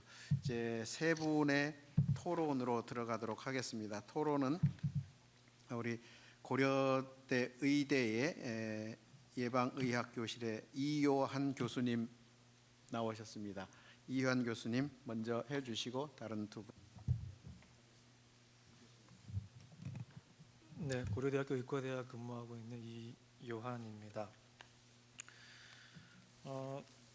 개인적으로 기후 변화에 최근 관심을 많이 가지고 있고, 또 저희 보건학에서도 기후 변화는 상당히 중요한 주제로 지금 이제 다루어지고 있어서 이런저런 말씀을 좀 이렇게 여쭤보기도 하고 싶은 얘기도 있지만 전문성이 많이 떨어질 것 같아서 제가 전공하고 있는 저희 건강과 보건 주제에 좀 국한해서 말씀을 좀 드릴까 합니다. 시간을 말씀 안 드렸는데 8분 정도로 얘기해 주십시오. 준비해온 내용이 좀 지나치게 마이크로한 것 같아서 최대한 줄여보고 좀 전략적인 내용에 대해서 한번 좀 정리는 안 될 것 같은데 말씀을 좀 드려보도록 하겠습니다. 말씀 주신 대로 우리 최 박사님 말씀 주신 대로 북한이 어떻게든 이런 SDG라는 글로벌 이니셔티브에 어떤 모양이든 이렇게 참여하고 반응하는 것은 참 긍정적이고 고무적인 일이라고 생각을 하고 어떻게든 남북이든 국제사회와의 협력이든 이 접점을 찾아서 이걸 활용해 보는 이제 접점 플랫폼이 된다는 점에서 참 이제 중요한데 이걸 어떻게 활용할 건가에 대한 고민이 숙제로 남은 거죠. 그래서 그 얘기를 좀 제가 말미에 하고 이제 짧게 지금 북한의 이 VNR 보고서에 나오는 구체적인 내용들에 대한 비평을 조금 하고 말씀을 드리겠습니다. 먼저 북한의 보건 통계에 대한 내용인데 아마 잘 아시는 대로 현대 이 보건 통계 시스템이라는 것은 기본적으로 이 ICT 기반으로 자동 전산화된 시스템을 기반으로 하는데 잘 아시는 대로 북한은 그렇지가 못하죠. 그래서 가장 이 말단에 있는 보건 일꾼이라고 하는 인력들이 이제 자료와 정보를 취합해서 상부로 보고하는 이런 인편 중심의 이제 시스템이다 보니까 자연스럽게 거기서 자료 누락도 있고 오류도 있고 또 이 의사 담당 구역제의 단점 중에 하나가 자기의 구역과 자기 할당된 이 인력에서 문제가 발생이 되면 좀 질책 처벌이 있기 때문에 이제 허위 보고나 과소 보고의 문제가 좀 만연해 있다라는 보고가 많이 있습니다. 그리고 마지막에 최종 집합된 취합된 이제 이 내용을 이제 당국에서 소위 이제 데이터 마사지라는 좀 조작 정황도 여러 보고서에서 많이 보이는 게 사실이거든요. 이번에 코로나 데이터에서도 보면 이런 유혈자의 수가 앞뒤 정황에 좀 안 맞는 그런 걸 우리가 볼 수가 있고, 그래서 종합적으로 이런 이유들로 이런 북한에서 발표하는 보고서, VNR 보고서 포함해서 구체적인 지표에 대한 평가, 의미 부여, 해석이 상당히 어려운 것이 사실이라는 점을 우리가 좀 얘기를 안 할 수는 없습니다. 전반적으로 우리가 좀 살펴봐서 예를 들면 북한의 지금 경제 제재가 계속되고 있고 경제난 심화되고 있는 과정에서 보건이 단독적으로 좋아지진 않거든요. 근데 지금 이 보고서에서 몇 번 언급되어 있는 개선되었다라는 점들을 우리가 받아들일 수 있는가 이런 생각을 해볼 수가 있겠고, 아동 사망률과 관련해서는 우리 구사회주 국가의 특징 중에 하나가 낮은 아동 사망률, 또 이로 인한 높은 기대 수명입니다. 이거는 국제사회가 많이 인정하고 있는 그런 이제 포인트고요. 지금도 북한의 아동 사망률 수치는 전 세계 이 중앙값보다는 훨씬 낮은 수치를 보이고 있고, 이것은 전문가들도 많이 인정을 하는 이제 부분입니다. 그 이유는 이제 아동 사망률 감소에 제일 영향을 주는 게 출산율 감소인데 북한을 포함한 사회주의 국가들이 이 점을 잘 해왔고, 그래서 이제 이 아동 사망률이 많이 떨어지고 기대 수명이 이제 상대적으로 경제 수준에 비해서 높은 그런 결과를 보인 것이 사실이어서 이 점을 우리가 받아들일 수 있는데, 이제 모성 사망비에 대해서는 좀 다시 생각해 볼 게 꽤 있습니다. 지금 10만 명당 49명을 제시를 했지만 우리 보건학에서 모성 사망비를 상당히 중요하게 보는 이유가, 모성 사망비는 다른 지표와는 다르게 이 사회 전반의 발달 수준과 좀 많이 같이 가는 그런 경향이 있는 지표입니다. 아동 사망률은 국가가 좀 나서서 가족 계획시키고 예방 접종시키고 감염병 통제하면 많이 떨어뜨릴 수 있는 반면에 모성 사망비는 그렇게 쉽게 떨어뜨릴 수 있는 지표가 아니거든요. 그래서 모성 사망비는 예를 들면 이런 보건 정책 포함해서 여성에 대한 어떤 인식까지 다 포함하는 그런 지표이기 때문에 전 세계적으로 매우 그 갭이 큰 지표, 사회 전반적 발달 수준을 대리할 수 있는 지표로까지 보고 있습니다. 그래서 제 기억에는 지금 유니세프나 WHO 통계 추정에서는 10만 명당 한 100명 가까이, 한 90명 가까이로 잡고 있는 것 같은데 북한은 훨씬 낮은 수치를 리포트하고 있어서 좀 우리가 다시 볼 필요가 있고, 이게 구사회주의 국가 통계의 특징 중에 하나입니다. 아동 사망률은 낮고 모성 사망비는 높은 거. 쿠바의 통계도 이제 똑같은 걸 얘기하고 있고요. 두 번째 감염병에 대해서는 북한 고난의 행군 이후에 국제사회의 도움을 통해서 우리가 보통 얘기하는 결핵, 말라리아, B형 감염, 기생충 이런 이제 풍토성 감염병의 부담을 많이 줄인 것이 사실입니다. 상당히 많이 줄여서 북한 당국이 언제부턴가는 특히 이 사스 신종플루를 경험하고 나서부터는 해외 유입 신종 감염병 통제에 포커스를 맞추기 시작합니다. 지금도 마찬가지고요. 그리고 엔데믹화되어 있는 이런 결핵, 말라리아, B형 감염, 기생충 큰 문제긴 한데 많이 줄었고 국제사회의 자본과 국제사회, 국제기구의 약간 외주화하는 성격을 좀 많이 보이고 있는 것이 사실입니다. 자기네 자본과 자원을 이쪽이 많이 쓰지 않는 그러다 보니까 이 코로나 국경 봉쇄와 같은 국제사회가 국제기구가 활동할 수 없는 상황이 되면 이러한 풍토성 감염병의 문제는 다시 커질 수밖에 없는 이런 문제를 가지고 이제 있는 것이죠. 지금 지나치게 약간 외주화되어 있는 풍토성 감염병 대응의 문제, 지나치게 해외 신종 감염병에만 포커싱하고 있는 그런 정책들 이런 문제를 좀 지적해 볼 수가 있고 비전염성 질환이라고 하신 이 비감염병의 문제는 제가 짧게 얘기하겠습니다. 문제의 크기나 심각성을 봤을 때는 이 문제가 제일 심각한 문제이고요. 남북한의 기대 수명 차이가 10살 이상 차이 난다고 하는데 이 부분의 거의 80% 이상을 차지하고 있는 게 10세 이상의 기대 수명 격차에 기여하는 대부분은 이 비감염병입니다. 요거는 우리가 다 다른 통계를 통해서 다 알 수 있는 사실이고 SDG 타겟 중에 북한이 달성을 가장 못할 것 같은 지표, 불가능한 지표가 또 이 비감염병의 문제. 북한에서 통계를 아예 내지를 못하고 있는 이 문제여서 이 비감염병 문제는 너무나 심각한 문제일 수밖에 없습니다. 그래서 이런 얘기는 제가 좀 여기서 마무리를 하고요. 제가 얘기하지 않은 물과 위생도 있고 재난 대응도 있고 이런 여러 가지 영역의 문제가 있는데 그럼 해결책이 뭐냐 할 때 각 영역별로 어떤 개별적인 보건 사업을 하는 것도 효과가 있겠지만 그렇게 해서 해결될 수 있는 문제는 분명히 아니고 북한 사회 전반의 발전 또 기초 인프라 확충 그러려면 또 경제 발전 있어야 되고 말씀하신 대로 경제 국제 협력을 하지 않을 수 없는 그런 상황이라고 생각이 됩니다. 북한이 그런 니즈가 있느냐 분명히 있다고 생각이 되고 특히 보건 분야는 이거 없으면 안 되기 때문에 북한에서 그런 니즈는 분명하다고 생각이 되고요. 지지난달인가요? 그 김정은 제가 정확한 게 뭐죠?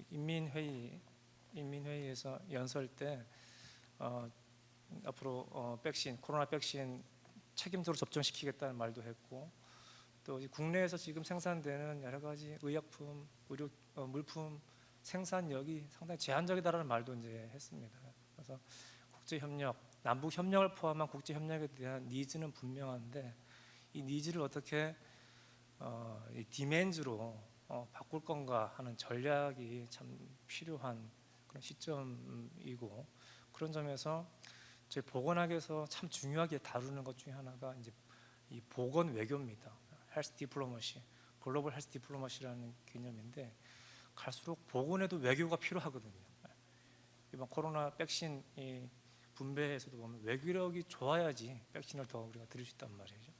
그래서 이 외교 전략을 어떻게 짤 건가 하는 이 문제가 이제 우리 앞에 당면한 문제인 것 같고 저도 올해 통일부와 함께 한 연구 중에 북한을 대북 이제 보건 외교 전략 이런 걸 참여를 했었지만 결국 이제 원칙을 세우고 뭘 할 거냐까지 세우는 거 파트너십 어떻게 구축할 거냐까지 좀 초보적인 내용을 세웠지만 이걸 어떻게 추진하고 누가 할 거냐 이런 이제 실천적인 전략까지는 이제 너무 어렵기 때문에 못했단 말인 거죠. 그래서 앞으로 이제 우리 통일연구원 그리고 제 보건 쪽에 있는 좀 전문가들 또 오늘 우리 옆에 또 계신 선생님께서도 외교 또 전문가셔서 이런 좀 집단 지성이 좀 활용이 돼서 어떻게든 좀 실천적인 이런 외교 전략, 보건 외교 전략을 보건을 좀 활용해 주십시오. 보건을 활용한 외교 전략을 짜야 되지 않나 이런 생각을 참 많이 하고 있습니다. 예, 여기까지 말씀을 좀 드리겠습니다. 예, 감사합니다. 주로 이제 두 번째 건강권의 두 번째 주제였던 보건, 건강, 웰빙 이런 주제를 좀 특화시켜서 북한의 현 실태에 대한 얘기를 잘 해주셨고 특히 이제 코로나 관련해서 저도 굉장히 궁금한데 나중에 그런 걸 막 토론해보고 싶었는데요. 시간이 될지 모르겠습니다. 코로나 백신 문제 또 면역 이런 걸 어떻게 국제적으로 지금 굉장히 관심 북한 내부에서 제일 자기들이 노심초사할 테고 그걸 어떻게 국제적으로 협력하면서 이 일을 추진할 수 있을지 굉장히 궁금한데요. 그런 부분 나중에 또 기회가 되면 한번 토론하도록 하겠습니다. 그러면 두 번째로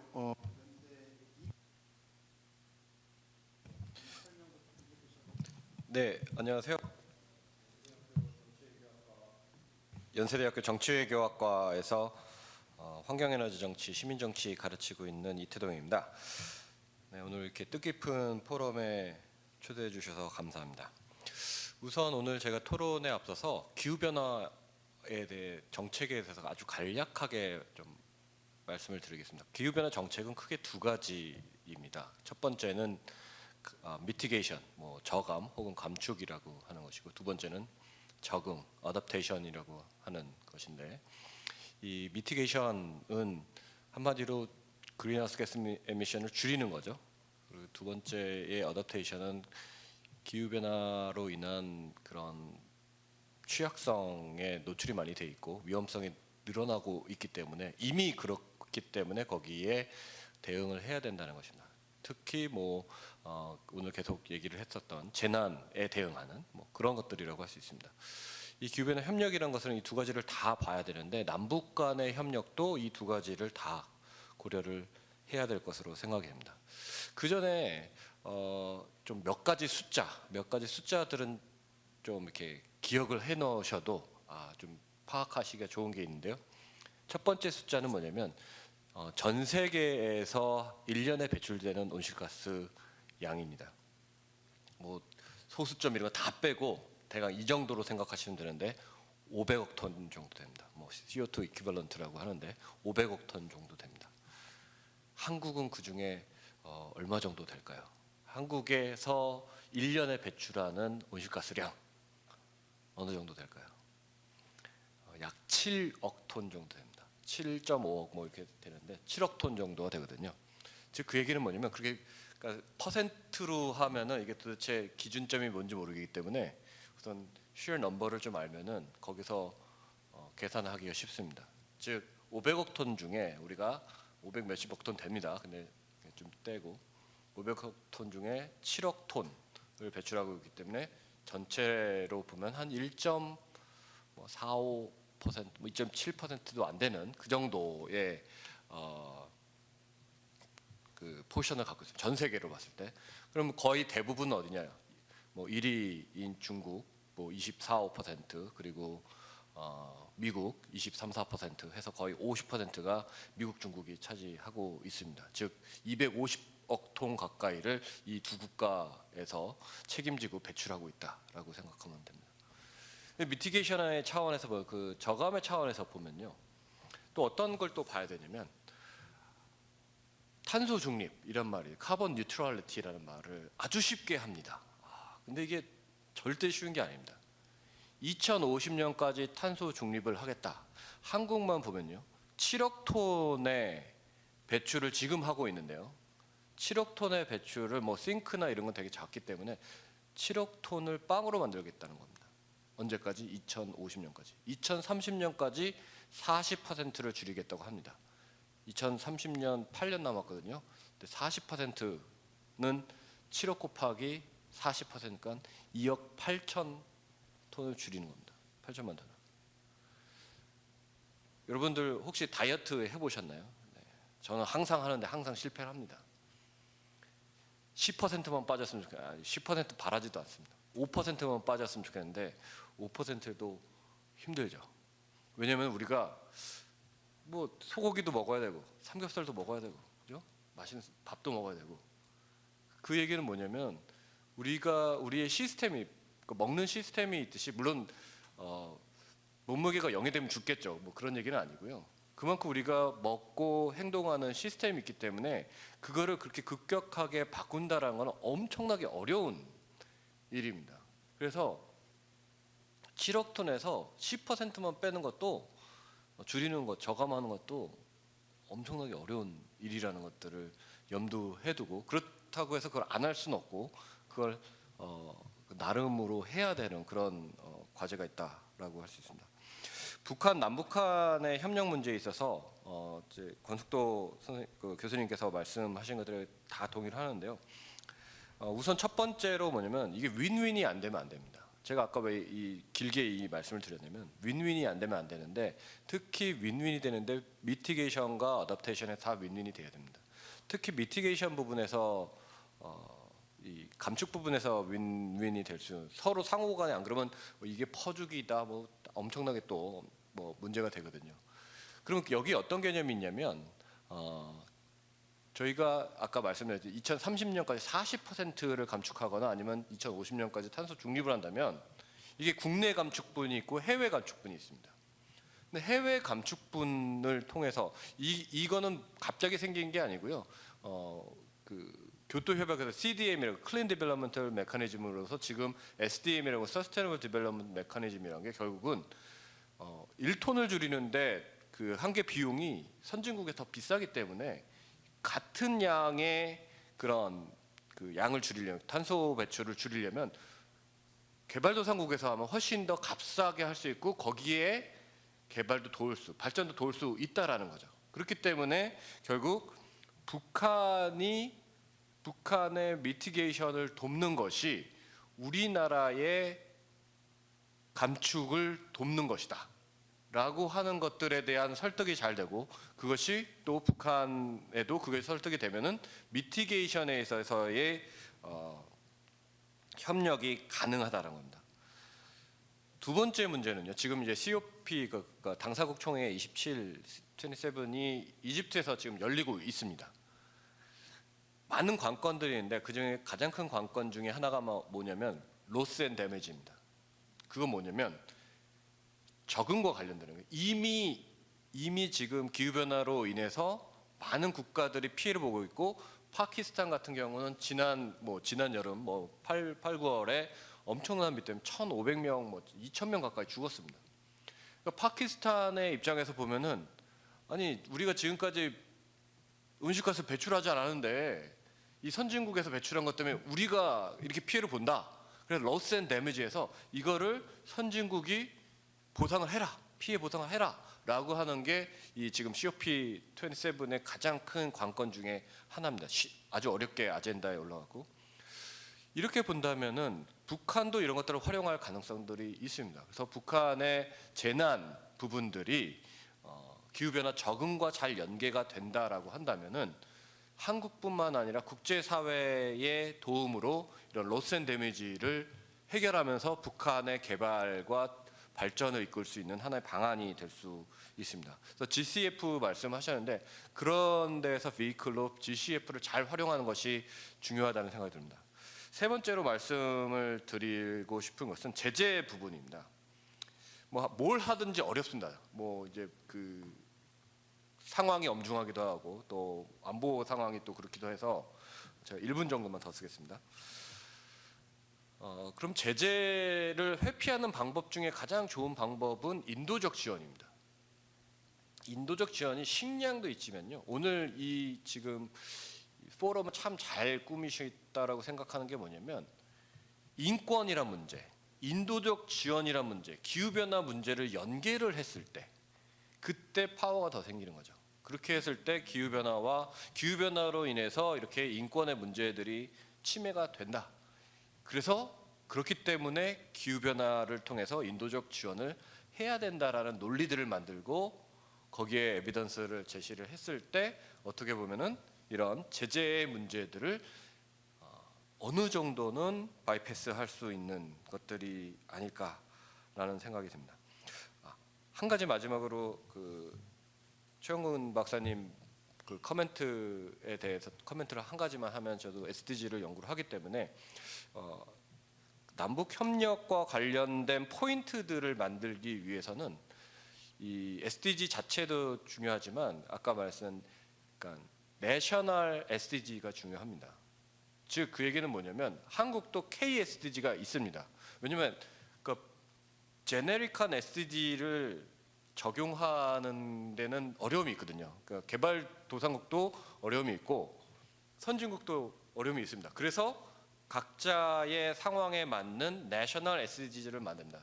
뭐 그렇게는 얘기는 안 했지만 NKSDG가 있다라고 한다면은 KSDG와 우리나라의 KSDG와 NKSDG를 좀 패럴러하게 잘 분석을 하시면 지금 상태는 이제 SDG와 북한만 보셨는데 그 남북 협력의 그 포인트들을 보신다고 한다면 요걸 두 개를 같이 이 KSDG와 NKSDG를 비교를 해서 보시면 뭐가 포인트고 뭐가 부족하고 뭐를 숨기고 여기서 이제 협력의 이 포인트들을 좀 잡을 수 있지 않으실까라는 생각을 합니다. 네, 이상입니다.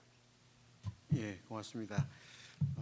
남북 협력, 국제 협력을 통하는 지역 협력을 통하는 남북 협력을 하려면 사실 이렇게 한국 쪽의 검토도 상당히 필요한데 그 부분에 대해서도 마지막에 이렇게 지적해 주셔서 감사합니다. 그 부분 좋은 아이디어인 것 같고요. 또 제재를 회피하는 방법에 대한 어떤 아이디어에 대해서는 구체적으로는 얘기 안 하셨지만 이렇게 연계하는 인권과 또 인도주의 지원 연계하는 그런 전략이 굉장히 중요하다 말씀해 주셨습니다.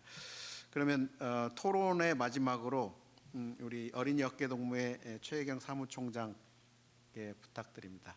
8분.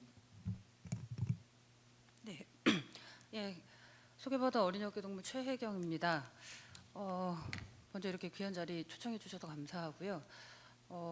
토론자 두 분이 SDG나 기후변화라는 내용적인 부분에서 코멘트를 해주실 거라고 저도 예상을 했기 때문에 저는 인도지원 단체에 있는 실무자로서 이게 이제 실천성을 갖기 위해서 인도지원 단체들이 어떤 고민을 하고 있는지를 오히려 말씀드리는 게 낫겠다. 그리고 어찌 보면 내용적인 전문성을 가진 분들은 특히 요즘처럼 남북관계가 안 좋을 경우 각종 사업에 사업 개발에 집중되는 경향이 있다라고 현장에 있는 사람들은 생각이 듭니다. 기본적으로 사업 내용은 있어야 하나 그게 북쪽에 적용 가능하려면 때에 따라서는 순서를 바꿔서 접근하는 전략도 필요할 거고요. 명분을 다른 식으로 포장하는 적분도 있는데 이게 남북관계가 너무 안 좋다 보니 그런 거에 대한 고민보다는 내용 개발에 되게 집중되어 있지 않나라는 요즘의 상황에 대한 안타까움이 좀 있어서 저는 두 분이 내용에 대한 부분들을 말씀하실 거기 때문에 SDG 프레임워크나 기후변화라는 아젠다에서 조금 고려해봤으면 좋겠다라는 거를 민간 차원에서 말씀을 드리도록 하겠습니다. 그 두 분의 발표에서도 다 공이 나타난 것처럼 새로운 그러니까 변화된 환경에서 교류 협력이 SDG나 기후변화 차원에서 접근하는 것이 가장 현실적이고 실현 가능하다라는 거에는 동의합니다. 그리고 그 발표에서도 왜 북이 SDG 프레임에 그 동의하고 적극적이냐, 기후변화에 적극적이냐라고 몇 가지 두 분의 발표에서도 나타나고 있는데요. 실질적으로 북이랑 협의를 해봤던 실무자 입장에서도 동일한 느낌을 받았습니다. 예를 들어 NDG 같은 경우는 특정 열악한 국가의 열악성을 좀 들어 보이는 거에 비해서 SDG나 기후변화는 그러니까 국제사회의 구성원이 누구나 해야 되는 책무성이라는 부분에 대해서 부담이 좀 덜하다라는 느낌을 저희가 협의를 할 때 되게 많이 느꼈고요. 그런 차원에서 아까 선생님께서 그 북이 SDG에서 빈곤의 개념과 존재를 부정하고 있다. 그게 표면적으로 저도 맞는 해석이라고 생각이 드는데요. 그간의 경험을 통해서 봤을 때 예전에 2000년대 초반에 북이랑 협의했을 때 그 북한 영유 아이들의 영양 상태나 이런 부분들을 드러내는 거에 대해서 과하게 거부하는 분들이 있었거든요. 근데 그 이유를 또 물어보면 이게 있는 현실이긴 하나 이거를 노출하는 순간 외부적으로 왜곡했던 경험들이 우리는 너무 많다. 저는 그런 맥락에서도 실은 빈곤의 문제가 없다. 그 개념이 북이 없다라기보다는 이것이 어떻게 왜곡되지 않을까라는 약간의 우려도 있었을 것 같아요. 그래서 북이 사용한 전략 중에 하나가 발생하고 있는 문제를 해결하는 식으로의 전략보다는 지향을 딱 해서 그거를 따라가다 보면 이 문제가 해결되는 것처럼 약간 그렇게 보이려는 전략을 사용하지는 않았나라는 좀 생각을 좀 해봤습니다.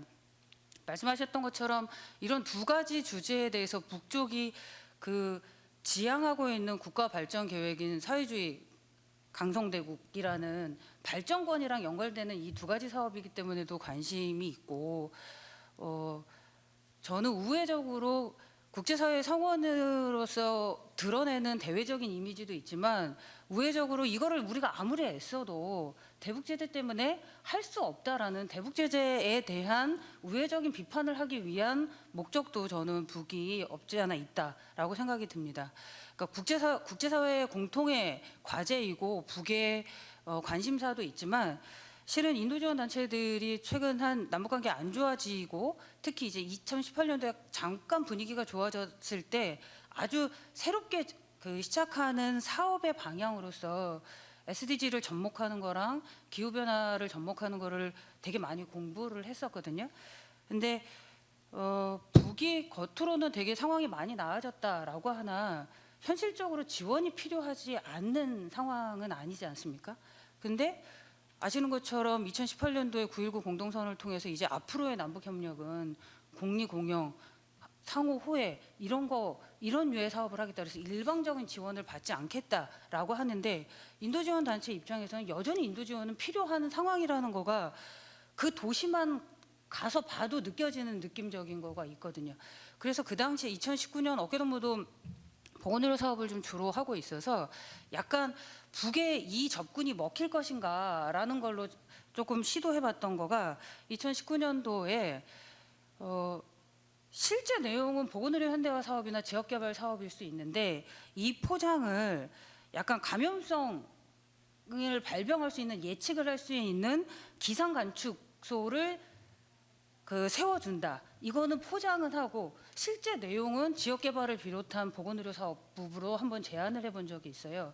그랬더니 북쪽에서 아무튼 정부 정책의 입장이 일방적 지원은 받지 말라라고 했는데 그들의 니즈, 그러니까 지금의 필요는 채워질 수 있는 거가 사업 내용에 포함되면서 상부를 설득시킬 수 있는 포괄적인 주제가 기후변화로 접근을 하기 때문에 협의가 가능했던 경험이 있습니다. 그래서 많은 인도 지원 단체들이 이 두 가지 주제에 관심이 있는 거는 북이 안 받겠다라는 것과 그럼에도 불구하고 필요가 있는 부분들의 이 간극을 줄이기 위해서는 인도 지원 단체들은 이 고민들을 현실적으로 할 수밖에 없다라는 것이고요.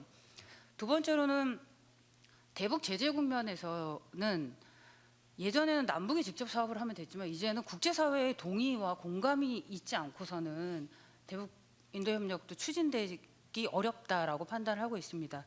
그래서 국제사회를 설득을 하기 위해서는 그들의 언어, 그들의 입장으로 접근을 해야 되기 때문에 지원단체들은 이 두 가지 주제에 대해서 지속적으로 관심이 있고 이 부분들을 어떻게 펼쳐나갈 수 있을까를 실천적으로 좀 고민을 하고 있습니다. 마지막으로 제가 SDG나 기후변화 대응 차원에서 남북협력 방안을 고민할 때에 좀 고려했으면 하는 것들을 간단하게 말씀드리고 싶은데요. 오늘 모든 분들이 말씀을 하셨는데 현재의 상황에서는 무엇을 하겠다만큼 중요한 것이 그 무엇을 하게 할 수 있는 가능하도록 하는 제반 여건의 마련이라던가 이거를 못하게 하는 제약들을 없애는 건데요. 그 중에 가장 큰 것이 대북 제재 아닌가라는 생각을 듭니다. 권숙도 박사님께서도 이제 협력적 패러다임으로 말씀을 하셨고 이태동 선생님도 좀 전에 약간 감축 부분에서 윈윈 할 수 있는 부분들을 말씀을 하셨는데요. 최근 몇 년간 대북 제재 인도 지원은 대북 제재랑 무관하다 하지만 다들 아시는 것처럼 실질적으로 그렇지 않습니다. 엄청나게 영향이 있거든요. 그리고 최근 몇 년간 대북 제재 승인을 받은 거를 봤을 때 그것이 어떤 사업이냐는 중요하지 않더라고요. 그들을 어떻게 설득할 것이냐가 승인이 되냐 불허가 되느냐지 어떤 사업이느냐는 전혀 중요하지 않다라는 것들을 좀 경험적으로 봤을 때 말씀하셨던 패러다임을 전환하는 것도 있지만 이 특히 기후 변화 관련된 사업은 말씀하신 것처럼 우리의 문제인 거잖아요. 그래서 차라리 이게 북쪽을 지원하는 거나 북쪽을 협력하는 것이 아니라 우리 국민, 자국민의 안전을 위한 인간안보 개념으로 유엔을 설득하는 부분, 그래서 더 적극적으로 포괄적인 면제 승인을 요청한다던가 하는 좀 더 적극적인 태도가 필요하지 않을까라는 생각이 들었고요.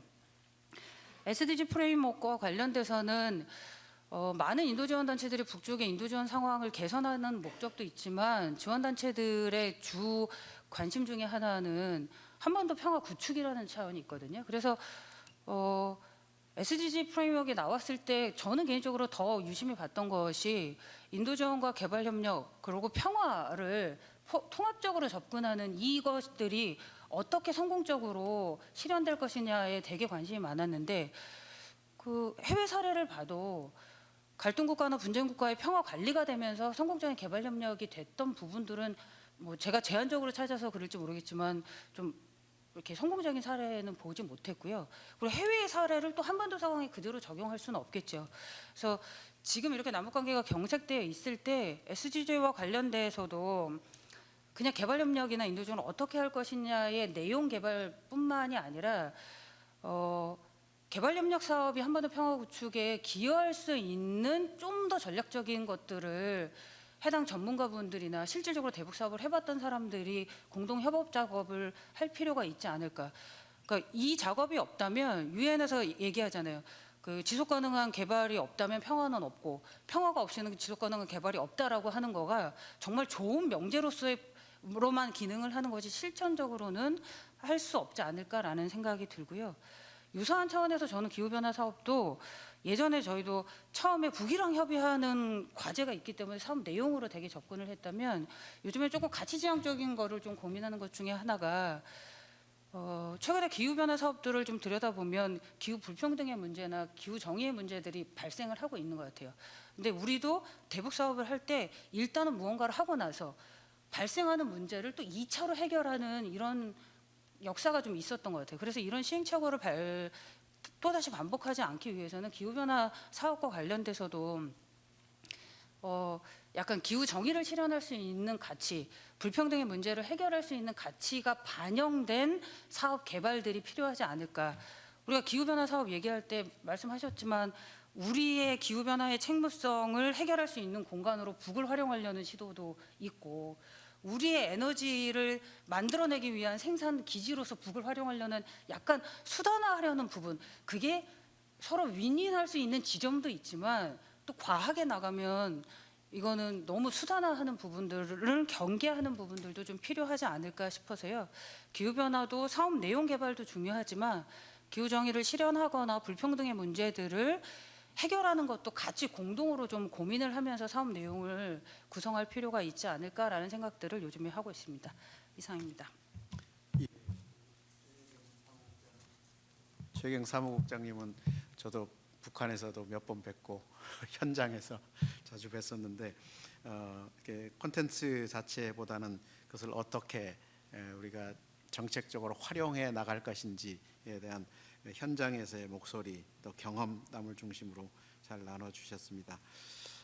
그러면 우리가 지금 오늘 지금 문제를 제기한 주제들을 몇 가지 살펴보면 제가 한 4-5가지 정도 되는 것 같아요.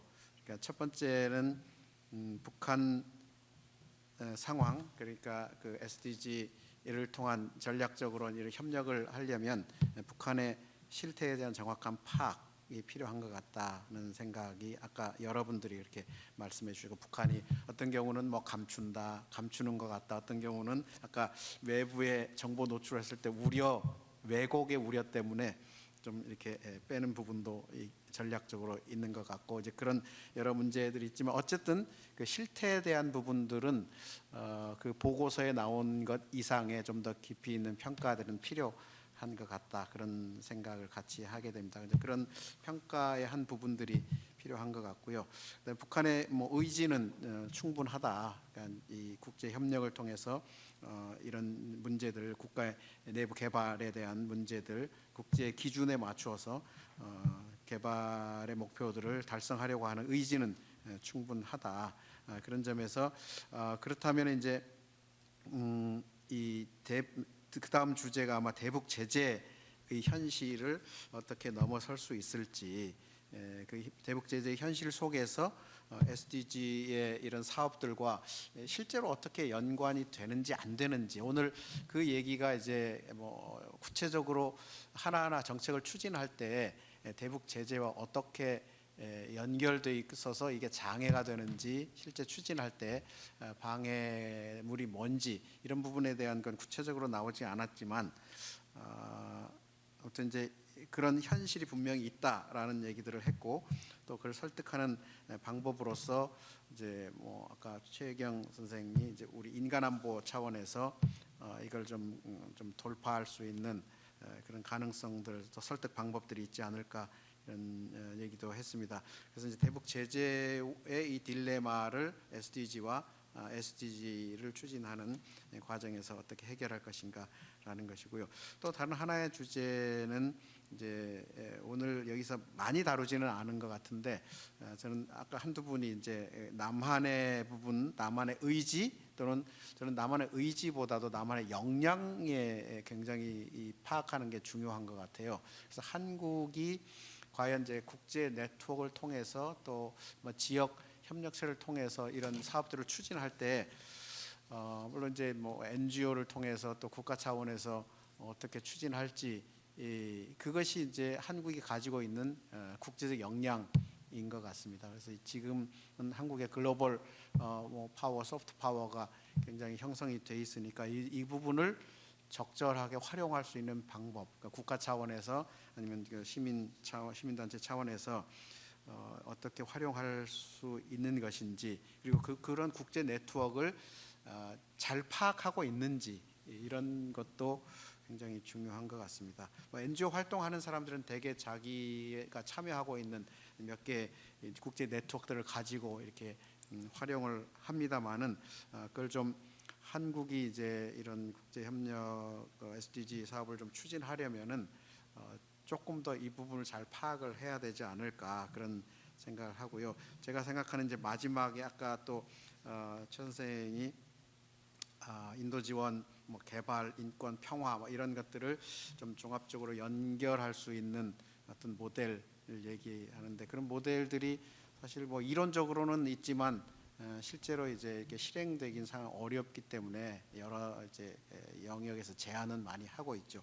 그런데 저는 이것을 아까 발표자, 제가 어떤 발표에서 제가 봤는지 모르는데요, 그 한반도형의 어떤 협력 모델을 만들어 내야 되고, 또 저는 낼 수 있다, 이런 생각을 평소에도 많이 합니다. 그러니까 한국이 지금 아무도 걸어가지 않는 그 길을 가고 있는데, 한국이 이제 인권과 또 인도주의와 개발과 또 평화까지 이걸 전체적으로 융합할 수 있는 어떤 모델을 만들어 갈 수 있을 것이다.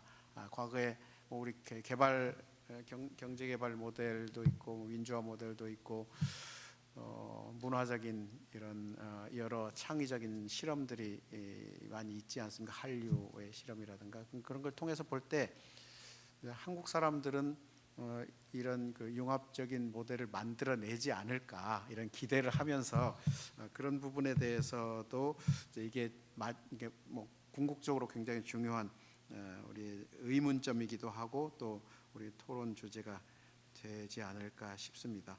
그래서 그런 뭐 질문들, 구체적으로 받은 질문들 플러스 그다음에 지금 한 서너 가지 정도의 이런 주제들이 있는데, 그런 주제들에 대해서 우리 발표자의 좀 답변을 좀 듣기로 하겠습니다. 그 마지막 발표자의 마지막 답변을 듣기 전에 혹시 플로어에서 한두 분 질문할 거 있으면 질문 좀 해주시고 포함해서 답변하도록 하겠습니다.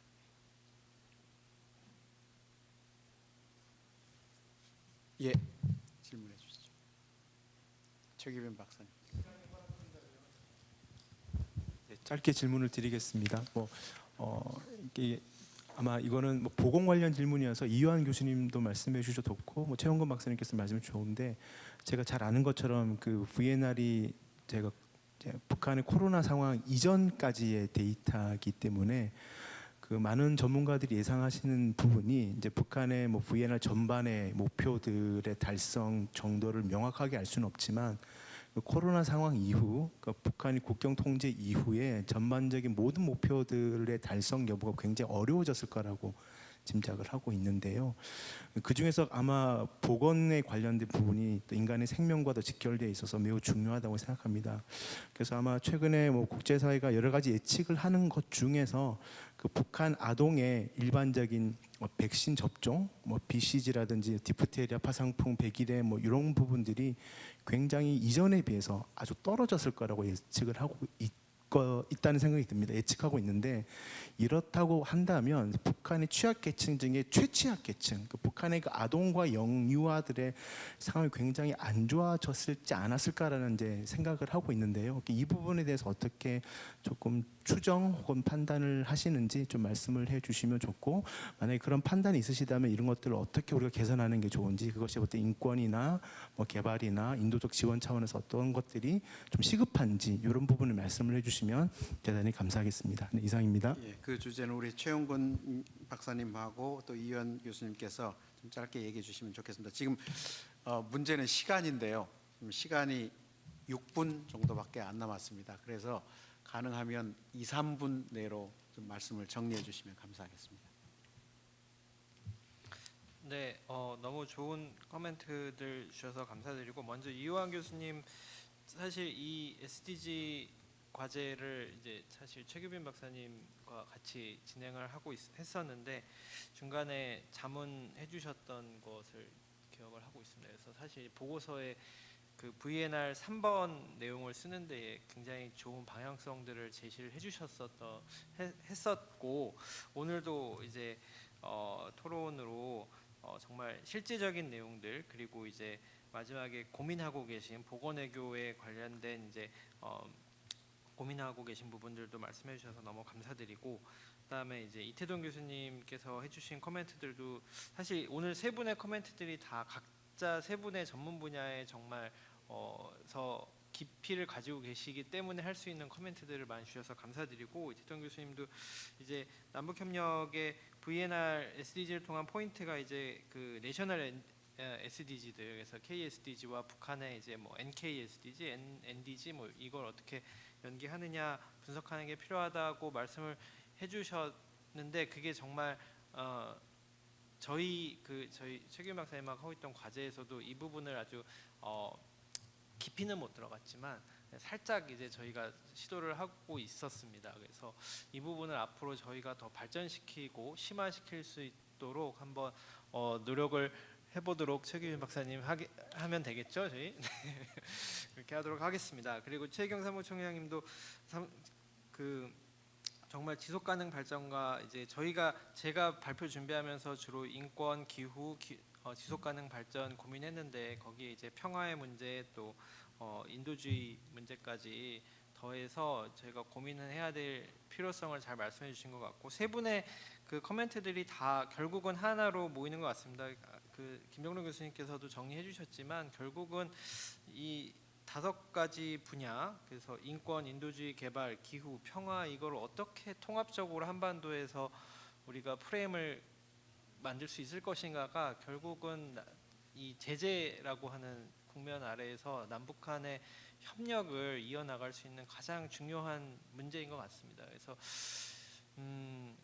정치적인 어떤 환경의 변화와 관계없이 이걸 어떻게 일관되게 끌고 갈 수 있을지 또 이제 고민을 하고 정책적인 방안들을 마련할 수 있도록 한번 노력을 해보도록 하겠습니다. 네. 네, 고맙습니다. 그러면 우리 권 교수님 부탁드립니다. 네, 저도 뭐 이야기를 많이 해주셔서 감사합니다.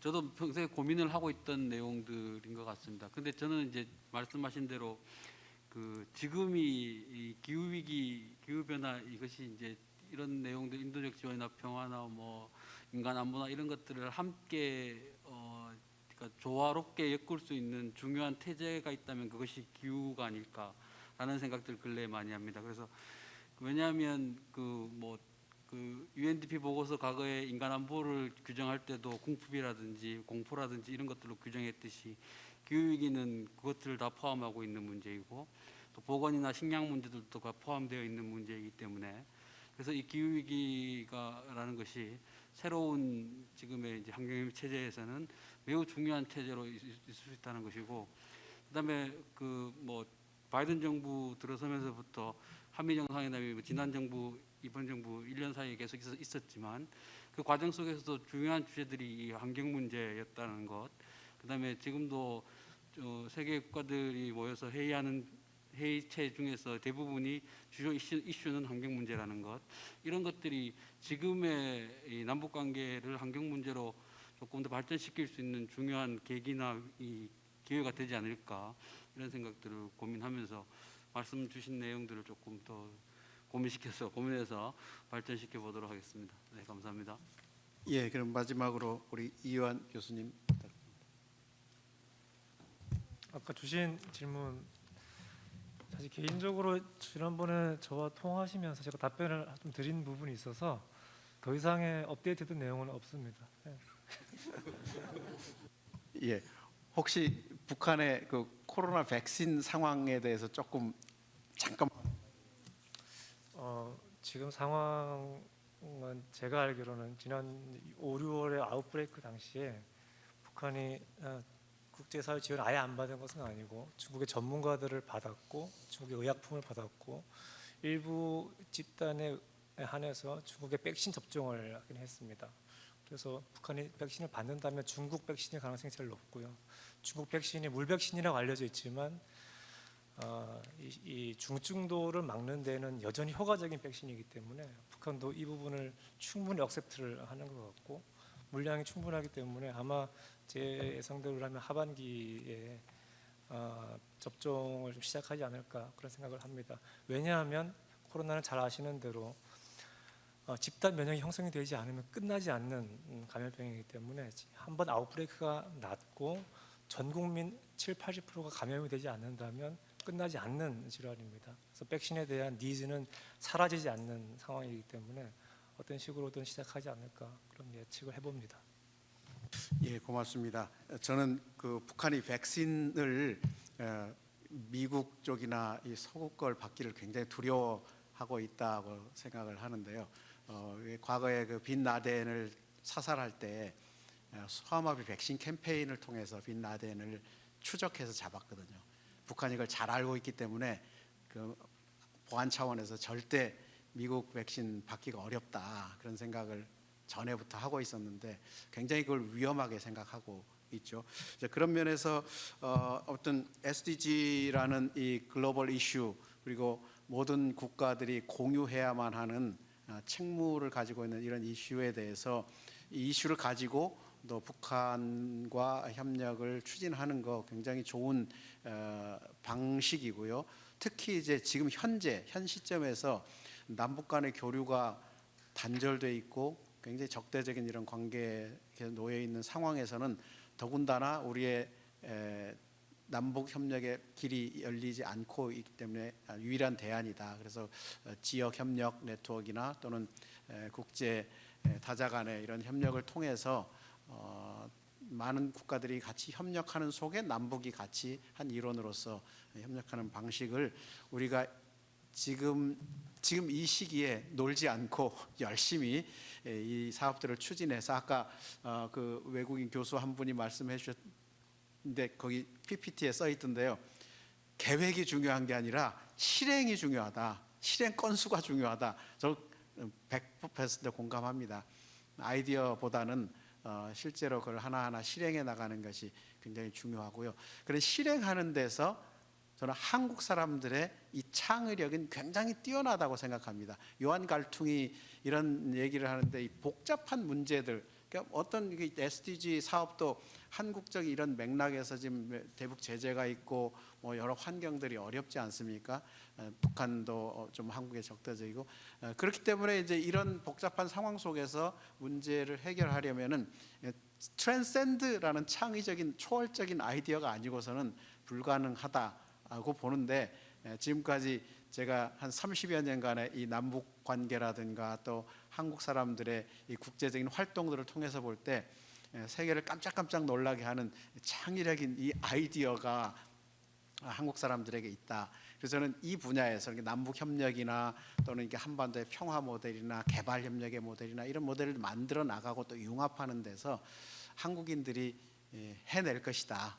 개성공단이나 금강산 관광 이상의 새로운 프로젝트, 물론 그것은 구체적인 프로젝트로 나타나야 될 텐데 사업 형태로 나타나야 될 텐데 여기에 많은 지금 우리 세 분의 지금 이여한 교수님, 이태동 교수님, 또 특히 실무 경험이 많으신 최혜경 우리 사무총장님 계시고 또 최원근 박사님, 권숙도 교수님 이런 인재들이 있는 한은 반드시 분명히 이런 창의적인 모델들, 융합 모델들을 만들어 나갈 것으로 생각합니다. 그래서 한반도형의 SDG 사업의 결과들이 5년 내지 10년 그리고 한 20여 년간의 중기적 정책 속에서 분명히 해법이 나오지 않을까 그런 생각합니다. 오늘 많이 참여하신 분들 또 여기 오랜 시간 동안 이렇게 경청해 주신 여러분들 모두 감사드립니다. 우리 발표자 두 분과 세 분 토론자분들에게 박수 보내면서